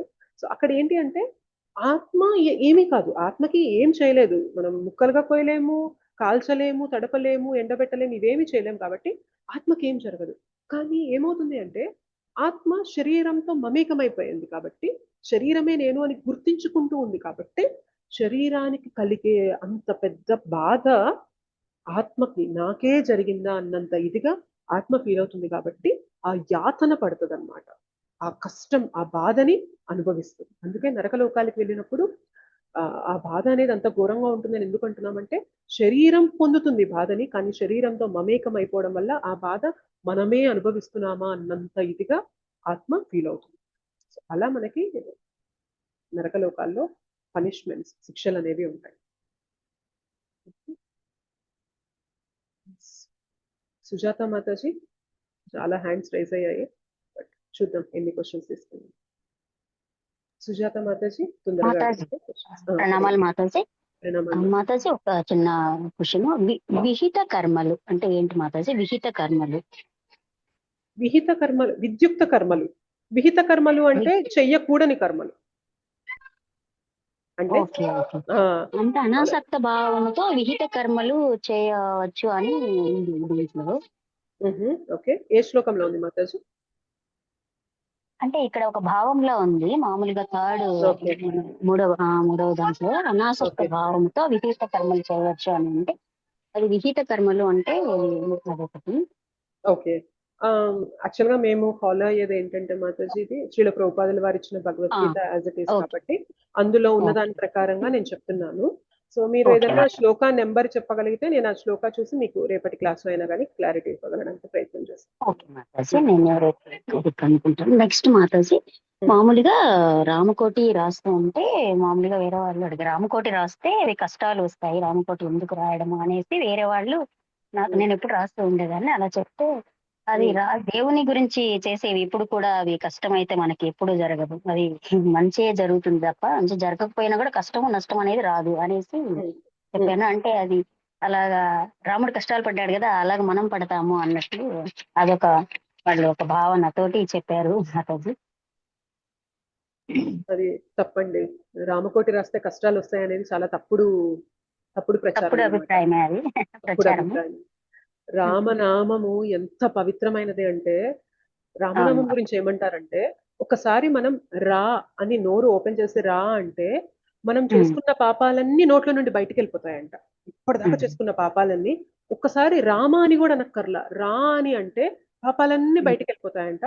మళ్ళీ పాపాలు మనకి ఎంటర్ అవ్వకుండా అని క్లోజ్ చేసేస్తామంట. రామ్ రామ్ రామ్, అంత గొప్పది రామనామం. ఒక్క రామనామం మనం చేసుకున్న పాపాలు ఎన్నో కోటాను కోట్లుగా జన్మలుగా మనం చేసుకున్న పాపాలన్నీ కూడా రామనామం వేర్లతో సహా పెకిలింప వేస్తుంది అంటారనమాట. అంత గొప్పది రామనామం మాతాజీ. ఎవరు చెప్పారో ఇది రామనామం చేస్తే కష్టాలు వస్తాయి అని చెప్పడం అనేది కంప్లీట్ గా తప్పుడు. అవును మాతాజీ, నా అభిప్రాయం నాకు తెలుసు, అది ఎప్పుడు జరగదు అని మాత్రం చెప్పాను కంపల్సరీ ఖచ్చితంగా. ఇకపోతే మాతాజీ చాలా వాళ్ళు రామనామం చేస్తే కష్టాలు వస్తాయి అని చెప్పి వాళ్ళు రామనామం గురించి చెప్పారు చూసారా, ఆ రామనామం ద్వారా వాళ్ళకి సుకృతి వచ్చేసింది తెలుసా. తెలియకుండా రాముణ్ణి గురించి చెప్తూ వాళ్ళు రామనామం వాడడం వల్ల వాళ్ళకి ఎంతో సుకృతి వచ్చేసింది. ఎంత గొప్పది రామనామం.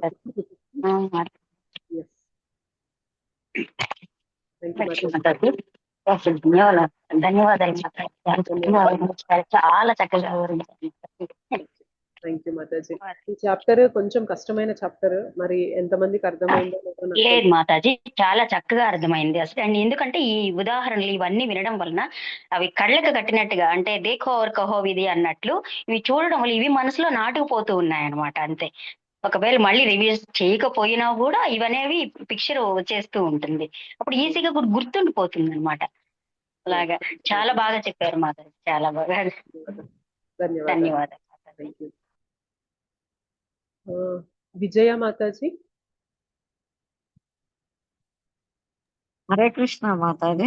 హరే కృష్ణ పిక్చర్స్ తోటి చాలా బాగా అర్థమయ్యేటట్టు చెప్తున్నారు మాతాజీ. థ్యాంక్ యూ మాతాజీ. థ్యాంక్ యూ మాతాజీ. హరే కృష్ణ. చైతన్య మాతాజీను ప్రభుజీను. హరి ఓం మాతాజీ. హరే కృష్ణ మాతాజీ. నేను ఇంతకుముందు చాలా భగవద్గీత క్లాసెస్ జూమ్ లో అటెండ్ అయ్యాను, కానీ అటెండ్ అయిన ఒక 5 minutes లో లెఫ్ట్ అయిపోయాను మాతాజీ. కాకపోతే మీ క్లాస్ మాత్రం అస్సలు ఇంత ఏదైనా కాల్ వస్తే కూడా దాన్ని తీసుకోకుండా వినాలనిపించేంత మంచిగా ఉంది. నిజంగా చాలా చాలా బాగా చెప్తున్నారు మాతాజీ. Thank you so much Mataji. ఇదంతా కూడా శ్రీల ప్రభుపాదుల వారు మాకు ఇచ్చిన జ్ఞానం మాతాజీ. మాకు మా గురువులు చెప్పిన జ్ఞానము, శ్రీల ప్రభుపాదుల వారు పుస్తక రూపంలో మాకు ఇచ్చిన జ్ఞానమే మీకు తెలియజేస్తున్నాము. ఏ గొప్పతనం ఉన్నా కానీ ఇది వారికే చెందుతుంది. ధన్యవాదాలు. Thank you so much Mataji. మా ప్రయత్నం అంతే, వీలైనంత మందికి ఈ జ్ఞానాన్ని పంచాలి. వాళ్ళు ఎక్కడ తప్పెళ్తున్నారు జీవితంలో తెలుసుకోవాలి. కొందరు మారినా కానీ సమాజం అనేది చాలా సుభిక్షంగా మారుతుంది అనే ప్రయత్నంలో భాగంగానే ఈ క్లాసులు అనేవి కండక్ట్ చేస్తున్నాం Mataji. Thank you so much for your feedback Mataji. Hare Krishna. Sucharita Mataji. Hare Krishna Mataji. Hare Krishna Mataji. Mataji, ఇప్పుడు మీరు శ్లోకాలు చదువుతున్నారు కదా మాతాజీ, మీ వాయిస్ అస్సలు వినిపించడం లేదు. మాతాజీ. ఇప్పుడు వినపడుతుందా? ఇప్పుడు వినిపిస్తుంది, చెప్పండి.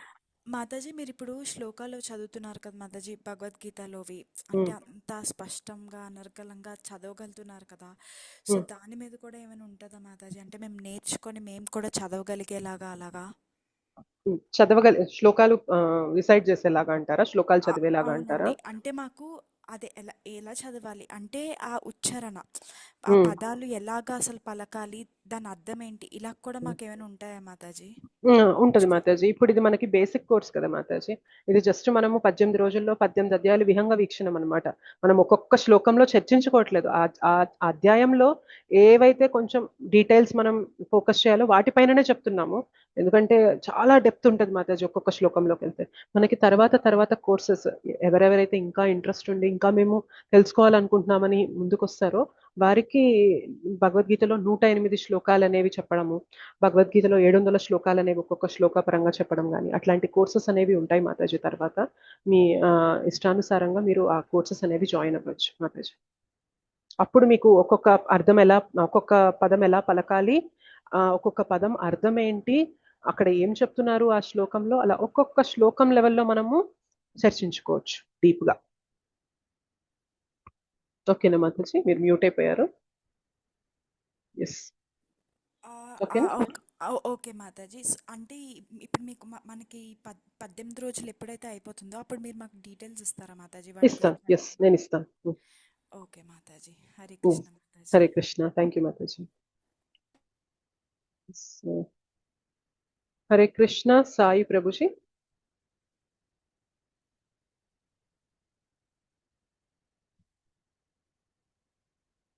ఓకే. హరే కృష్ణ మాతాజీ. హరే కృష్ణ ప్రభుజీ. మాతాజీ, ఇక్కడ రజోగుణం అంటే దాని గురించి తెలుసుకుందాము. తర్వాత మునుజుడు అనే దాని గురించి అర్థం కాలేదు. మనుజుడు అంటే మనిషి. ఓకే. మనుజుడు అంటే మానవుని గురించి చెప్తున్నారు. రజోగుణం అంటే మనకి 3 గుణాలు ఉంటాయి. సత్వగుణం, రజోగుణం, తమోగుణం అని ఉంటాయి. నేను ఇవాళ ఎందుకు దాని గురించి టచ్ చేయలేదు అంటే మనకి 14వ అధ్యాయం ఈ త్రిగుణాల గురించే ఉంటుంది.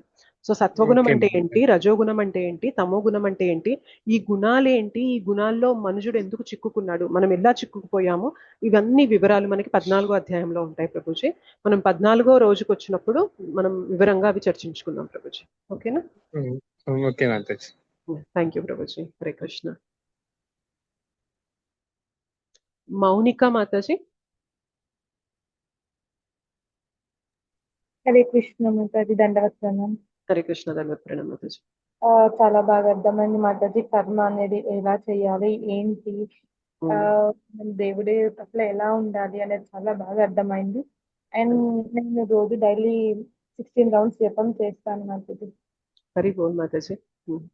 సో మీరు ఆల్రెడీ యూఆర్ ప్రాక్టీసింగ్ డివోటీ అనమాట. సాధన చేస్తున్నారు మీరు already. Nice, very nice Mataji. And నేను ఇంకా వెరీ డెప్త్ గా వెళ్ళాలి, భాగవతం క్లాసెస్ కూడా వినాలి అనుకుంటున్నాను మాతాజీ. హరి బోల్. షూర్ మాతాజీ. ఈ క్లాసెస్ అయ్యాక మీకు వేరే నెక్స్ట్ బ్యాచెస్ ఏమేమి ఉన్నాయి అనేది చెప్తాము, దాని ప్రకారంగా మీరు జాయిన్ అవ్వచ్చు మాతాజీ. ఓకే మాతాజీ. హరే కృష్ణ మాతాజీ. ధన్యవాదాలు. హరే కృష్ణ. హరే కృష్ణ. రేవంత్ ప్రభుజీ. హరే కృష్ణ మాతాజీ.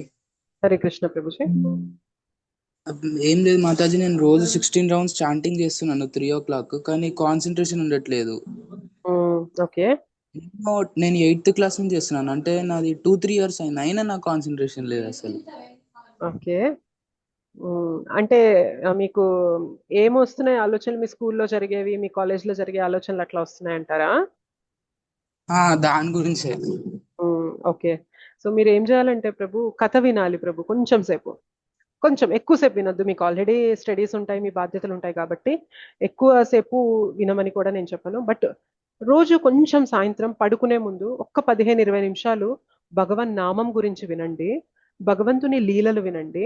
పక్క రోజు పొద్దున్నే మీరు జపం చేస్తున్నప్పుడు మీరు ఏదైతే నామం గురించి విన్నారో, మీరు ఏదైతే లీల గురించి విన్నారో, భగవంతుని యొక్క గుణగణాలు విన్నారో వాటిపైన ఆలోచనని తీసుకెళ్ళండి.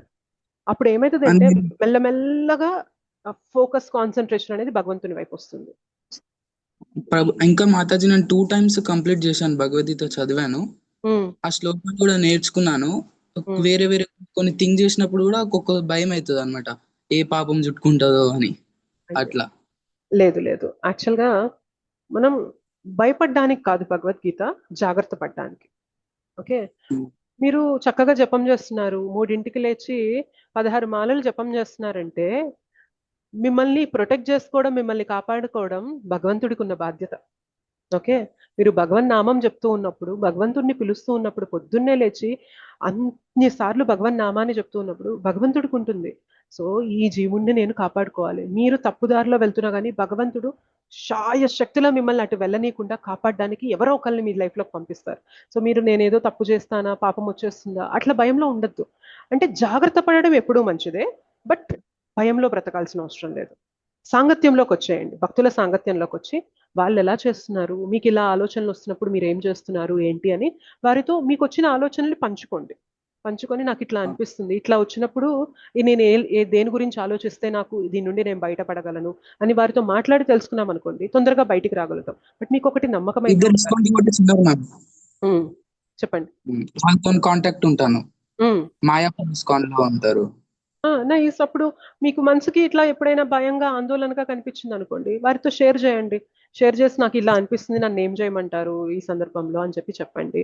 సో అట్లా మీరు సాంగత్యంలో ఉండి వారితో మాట్లాడుతూ ఉన్నప్పుడు ఏమవుతుంది అంటే తొందరగా ఇట్లాంటి వాటిని జయించగలుగుతారు ప్రభుజీ.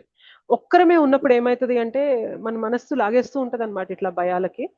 సాంగత్యంలోకి వచ్చి చెప్పారనుకోండి, చెప్తారు ఇవన్నీ పెద్ద పట్టించుకోకర్లేదు, ఇంతకన్నా పెద్దవి నేను చూసానని వాళ్ళు చెప్పారనుకో, మనకు అనిపిస్తుంది ఓ నేను ఫేస్ చేసేది ఏం పెద్దదేం కాదు అని చెప్పి మనకి చిన్నదిగా కనిపించి మనము నామం పైన ఫోకస్ చేస్తాం. But I'm so happy Prabhuji meeting you, seeing you. మీరు ఇంటర్మీడియట్ చదువుతూ పొద్దున్నే లేచి 16 మాలలు జపం చేస్తున్నారంటే హరి బోల్, హ్యాట్స్ ఆఫ్ అంతే. హరి బోల్ అంతే. చాలా మంచి మార్గంలో ఉన్నారు.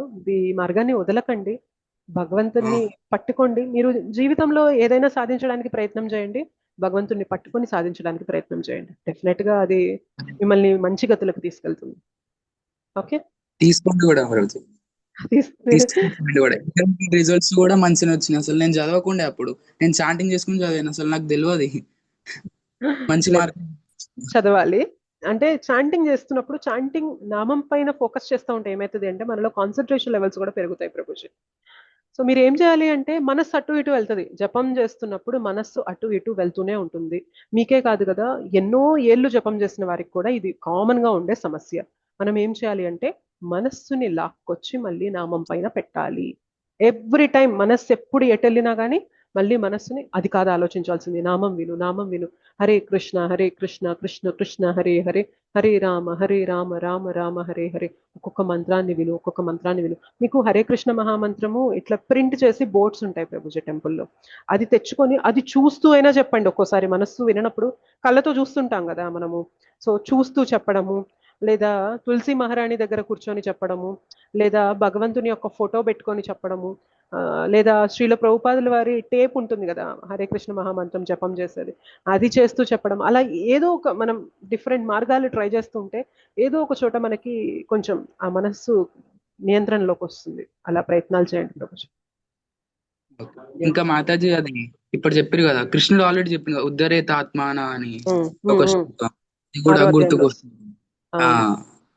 మన మనసుని మనం తెచ్చుకోవాలి మళ్ళీ రిటర్న్. అంతే అంతే, మన మనస్సుని వెనక్కి లాక్కు రావడంలోనే మనం ఎంత కష్టపడి మనస్సుని వెనక్కి లాక్కొస్తామో అంత మన మనస్సుని మనము మన స్నేహితునిగా మార్చుకుంటున్నట్టు. ఆరోగ్యం వచ్చినప్పుడు దానిపైన చెప్తాను నేను డీటెయిల్డ్ గా, బట్ మీరు ఆల్రెడీ ఆ శ్లోక కోట్ చేశారని చెప్తున్నాను.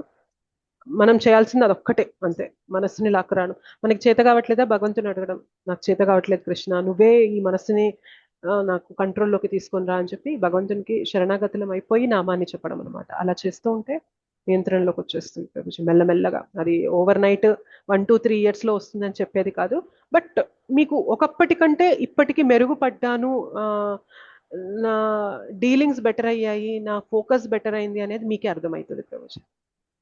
Okay okay, Hare Krishna Mataji. Hare Krishna, thank you. Yes, Vani Mataji last question. Hare Krishna Mataji, ప్రణామాలు. హరే కృష్ణ, ప్రణామాలు మాతాజీ. చాలా చాలా చక్కగా, చాలా బాగా విపులంగా అర్థమయ్యేలాగా చెప్తున్నారు మాతాజీ. మనం కర్మలు ఎలా చేయాలి భగవంతుడికి సమర్పించుకుంటూ, ప్రతి కర్మను కూడా చేస్తే మనకు పాపము పుణ్యము రెండూ రావు అని చెప్పేసి అది చాలా చాలా బాగా అనిపించింది మాతాజీ. అంటే ఇప్పటి వరకు తెలియకుండా మన జిహ చాపల్యం కోసమే, మన ఇంద్రియ తృప్తి కోసమే చేసుకుంటున్నాము, తింటున్నాము, ఎంజాయ్ చేస్తున్నాము. కానీ అది భగవంతుడికి సమర్పించాలి, అప్పుడు మనకు పాపము ఉండదు, పుణ్యం ఉండదు అని చెప్పారు. అది చాలా బాగా నచ్చింది మాతాజీ. ఇందాక ఒక చక్రం కూడా చెప్పారు కదా, యజ్ఞ చక్రం అని, అది మిస్ అయిపోయింది మాతాజీ. మీరు అన్నట్లు అతివృష్టి అనావృష్టి అంటే ఎందుకు వస్తుంది అంటే దీని వల్లే వస్తుంది అనేది చాలా బాగా ఎక్స్ప్లెయిన్ చేస్తున్నారు మాతాజీ. కాకపోతే నాకు ఒక చిన్న డౌట్ ఏంటంటే మాతాజీ, ఇప్పుడు మీరు ఇట్లా లెక్చర్స్ చెప్తున్నారు కదా మాతాజీ, ఈ రికార్డింగ్స్ ఏమైనా అవైలబుల్ ఉంటాయి మాతాజీ? ఇంకొకసారి పెడుతున్నాం కదా మాతాజీ రికార్డింగ్స్ గ్రూప్ లో. నాకు రావట్లేదు మాతాజీ. మీరు గ్రూప్ లో ఉన్నారు కదా, అనౌన్స్మెంట్ అనే దాంట్లోనే రికార్డింగ్స్ పెడుతున్నాం రోజు. మొన్నటి రికార్డింగ్ పెట్టాం, నిన్నటి రికార్డింగ్ పెట్టాము. పక్క రోజు 12 లోపు, రేపు మధ్యాహ్నం 12 లోపు ఇవాళ క్లాస్ రికార్డింగ్ వచ్చేస్తుంది మాతాజీ మీకు. అంటే రాలేదు మాతాజీ ఫస్ట్ సెకండ్ చాప్టర్ వి. ఓకే ఓకే, నేను ఏం చేస్తానంటే రేపు రికార్డింగ్స్ అనే హెడ్డింగ్ పెట్టి మొదటి క్లాస్ లింక్ అని అక్కడ రికార్డింగ్ లింక్ అలా ఇస్తానులేండి. రేపు ఒకసారి చూడండి మెసేజ్, రేపు పంపిస్తాను మాతాజీ. ఇంకొకటి మాతాజీ, ఇప్పుడు ఏదైనా మనము వండుకున్న ఆహార పదార్థాన్ని కృష్ణాకి సమర్పించి తినాలి అని చెప్పారు కదా మాతాజీ. ఇప్పుడు కొన్ని కొన్ని సందర్భాల్లో, అంటే ఇప్పుడు మనం డివోటీస్ గా ఉన్నంత మాత్రాన ఇంట్లో కుటుంబ సభ్యులంతా డివోటీస్ అవ్వాల్సింది ఏం లేదు కదా రీజన్. సో అలాంటప్పుడు కొంతమంది అబ్జెక్షన్ పెట్టొచ్చు కదా మాతాజీ, అంటే భగవంతుడికి ఎప్పుడు లేదు, కొత్తగా ఇలా ఏంటి ప్రతిదీ సమర్పించి తినేది ఏంటి అని కొంచెం అబ్జెక్షన్ చేస్తారు కదా. అలాంటప్పుడు మనము ఇంట్లో అంటే కృష్ణాకి వాటర్ పెట్టి ఆ వాటర్ ని మనం వండుకున్న పదార్థాల్లో వేసుకోవచ్చా మాతాజీ? చెయ్యొచ్చు మాతాజీ. అంటే 9వ అధ్యాయంలో చెప్తారు భగవంతుడు, పత్రం పుష్పం ఫలం తోయం యోమే భక్త్యా ప్రయచ్చతి తదహం భక్తి ఉపహృతం అశ్నామి ప్రయతాత్మనః. పువ్వు గాని, పండు గాని, నీరు కానీ, మనకి ఒక ఆకు తులసి దళం కానీ, ఏదైనా కానీ మనము భగవంతుడికి ప్రేమతో అర్పించినప్పుడు భగవంతుడు స్వీకరిస్తారు అని చెప్తారు. మీరు ఇంత నీరు అర్పిస్తున్నప్పుడు అది కూడా స్వీకరిస్తారు. మీకు కుదరడం లేదు, ఒక పండు పెట్టండి, తులసి దళం పెట్టండి భగవంతుని పాదాల దగ్గర, ఇంత నీరు పెట్టండి, పర్లేదు చేయండి. అంటే మెల్లమెల్లగా మొదలు పెట్టండి మాతాజీ, అంతే. ఇప్పుడు మీరు పొద్దున్న ఏదైతే వండుకుంటారో ఒక్క పూటే ఆఫర్ చేయండి కుదిరితే. లేదు నాకు అది కుదరడం లేదంటారా, అట్టి పళ్ళు మనం ఏదైతే తెచ్చుకుంటామో, ఇప్పుడు మామిడి పళ్ళు ఏది తెచ్చుకుంటామో భగవంతునికి దీపారాధన చేసినప్పుడు భగవంతునికి అది నివేదన చేసి అది ఇంట్లో వాళ్ళకి ఇవ్వండి. అది ప్రసాదం తీసుకోవడం వల్ల మెల్లమెల్లగా తెలియకుండా మార్పు అనేది వస్తుంది మాతాజీ. మన ఇంట్లో వాళ్ళలో వస్తుంది, మనకు కూడా చాలా అది డిఫరెన్స్ అనేది తీసుకొస్తుంది. మీరు అంటే ఒక్కొక్క స్టెప్ మాతాజీ ముందుకు వెళ్ళండి అంతే. మీరు సరే నీరు పెడదాం అనుకుంటున్నారు కదా, పెట్టండి, నీరు పెట్టండి. లేదు ఇంట్లో ఏదైనా పళ్ళు ఉన్నాయా, పళ్ళు పెడదాం అనుకుంటే పళ్ళు పెట్టండి. మెల్లగా కొంచెం దూరం మీరు అట్లా కొన్ని నెలల పాటు చేశాక ఏమైందంటే మెల్లగా మీకు భగవంతుడు ఎలా మీరు వండుకున్న ఆహారాన్ని కూడా నివేదన చేయొచ్చు అనే శక్తిని బుద్ధిని ఇస్తారు. మీ ఇంట్లో ఆ వసతి కూడా ఇస్తారనమాట. సో అది భగవంతుడికి వదిలేయండి. మీరు కోరిక ఎక్స్ప్రెస్ చేయాలన్నమాట భగవంతుని దగ్గర. భగవంతుడా, నాకు ఇప్పుడు నేనున్న పరిస్థితుల్లో ఇంత మాత్రమే చేయగలుగుతున్నా, నా పరిస్థితిని మెరుగుపరిచి నేను వండుకున్నది కూడా నీకు అర్పించి మా ఇంట్లో అందరూ స్వీకరించేలాగా నాకు అటువంటి వసతిని కల్పించు అని కోరుకుంటూ రోజు నివేదన చేయండి మీరు నీటిని. మెల్లగా భగవంతుడే మీ ఇంట్లో పరిస్థితుల్ని మారుస్తారు మాతాజీ. ఓకే, ఇప్పుడు మీ చేతిలో ఏదైతే ఉందో అది చేయండి అంతే. ఎప్పుడు ఇంట్లో వాళ్ళకి విరుద్ధంగా వెళ్ళకండి. ఏదైతే మీరు చేయగలరో అంతవరకు చేయండి, మిగిలింది భగవంతునికి వదిలేసి దీన్ని సరిచేయి భగవంతుడా, దీన్ని నాకు ఇంకా కొంచెం నేను ఇంకా దీంట్లో ఇంప్రూవ్ అవ్వాలనుకుంటున్నాను, ఆ పరిస్థితిని, ఆ శక్తిని, బుద్ధిని నాకు కల్పించి ఇవ్వు అని చెప్పి కోరుకోండి, భగవంతుడు చూసుకుంటారు. అంటే మాతాజీ ఇప్పుడు కృష్ణకి వాటర్ పెట్టామనుకోండి, ఆ వాటర్ ని మనం వండుకున్న పదార్థంలో అంటే అన్నము రైస్ వండుకునేటప్పుడు ఆ వాటర్ ని కొంచెం వేసుకోవటం కానీ, కర్రీస్ చేసుకునేటప్పుడు అందులో కొంచెం వాటర్ వేసుకోవటం, అప్పుడు అంతా ప్రసాదం అవుతుంది కదా మాతాజీ, అలా చేయొచ్చా అని అడుగుతున్నాను మాతాజీ. అదే ఇప్పుడు మీకున్న వసతి ప్రకారం అలా చేయండి, కానీ అది కరెక్ట్ వే కాదు.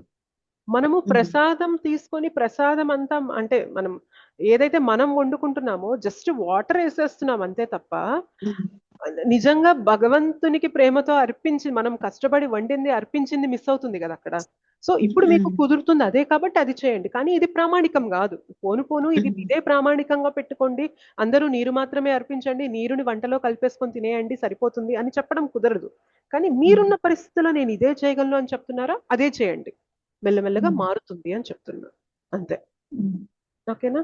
సో మనం మాత్రం అన్ని చేసుకుంటాం, మనం నీటితో ఉండలేకపోతున్నాం కదా, మనం అన్ని తింటున్నామంటే భగవంతునికి కూడా మనం ఏదైతే తీసుకుంటున్నామో అది ఇవ్వాలి, అర్పించాలి, అది రూల్. మనం ఏదైతే మన కోసం వండుకుంటున్నామో మన కోసం అని కాకుండా భగవంతునికి నివేదన చేసి ప్రసాదంగా నేను తింటాను అనే స్థాయికి మనం వెళ్ళాలి. అది అంత ఇమీడియట్ గా మనం చేయలేం కాబట్టి ఇప్పుడు మీరున్న పరిస్థితిలో మీరు ఏదైతే చేయగలరో అది చేస్తూ మెల్లమెల్లగా చేయండి. పోను మీకు భగవంతుడు ఇంకా వస్తువులు కల్పిస్తారు మాతాజీ. థ్యాంక్ యూ మాతాజీ, thank you so much Mataji, చాలా బాగా చెప్తున్నారు. Hare Krishna. Hare Krishna. Thank you so much Mataji. రేపటి క్లాస్ లో మళ్ళీ మనం కలుసుకుందామండి. రేపు 4వ అధ్యాయం గురించి చర్చించుకుందాం. ఓకే, సో మీకు ఇవాళ సెషన్ నేను అన్నట్టు కొంచెం కఠినంగా ఉండొచ్చు, అర్థమైంది, అర్థం చేసుకోగలిగారు అని చెప్పి కోరుకుంటున్నాను. ధన్యవాదాలు. హరే కృష్ణ. హరే కృష్ణ మాతాజీ, థ్యాంక్ యూ మాతాజీ. హరే కృష్ణ. హరే కృష్ణ. Thank you. మాతాజీ దండత్ ప్రణామం. Thank you. హరే కృష్ణ. కృష్ణ మాతాజీ దండవత్ ప్రణామం. హరే కృష్ణ మాతాజీ. హరే కృష్ణ మాతాజీ, నాకు కొన్ని క్వశ్చన్లు ఉన్నాయి, ఇంకా రేపు చదువుతాను. రేపు చూద్దాం మాతాజీ. హరే కృష్ణ.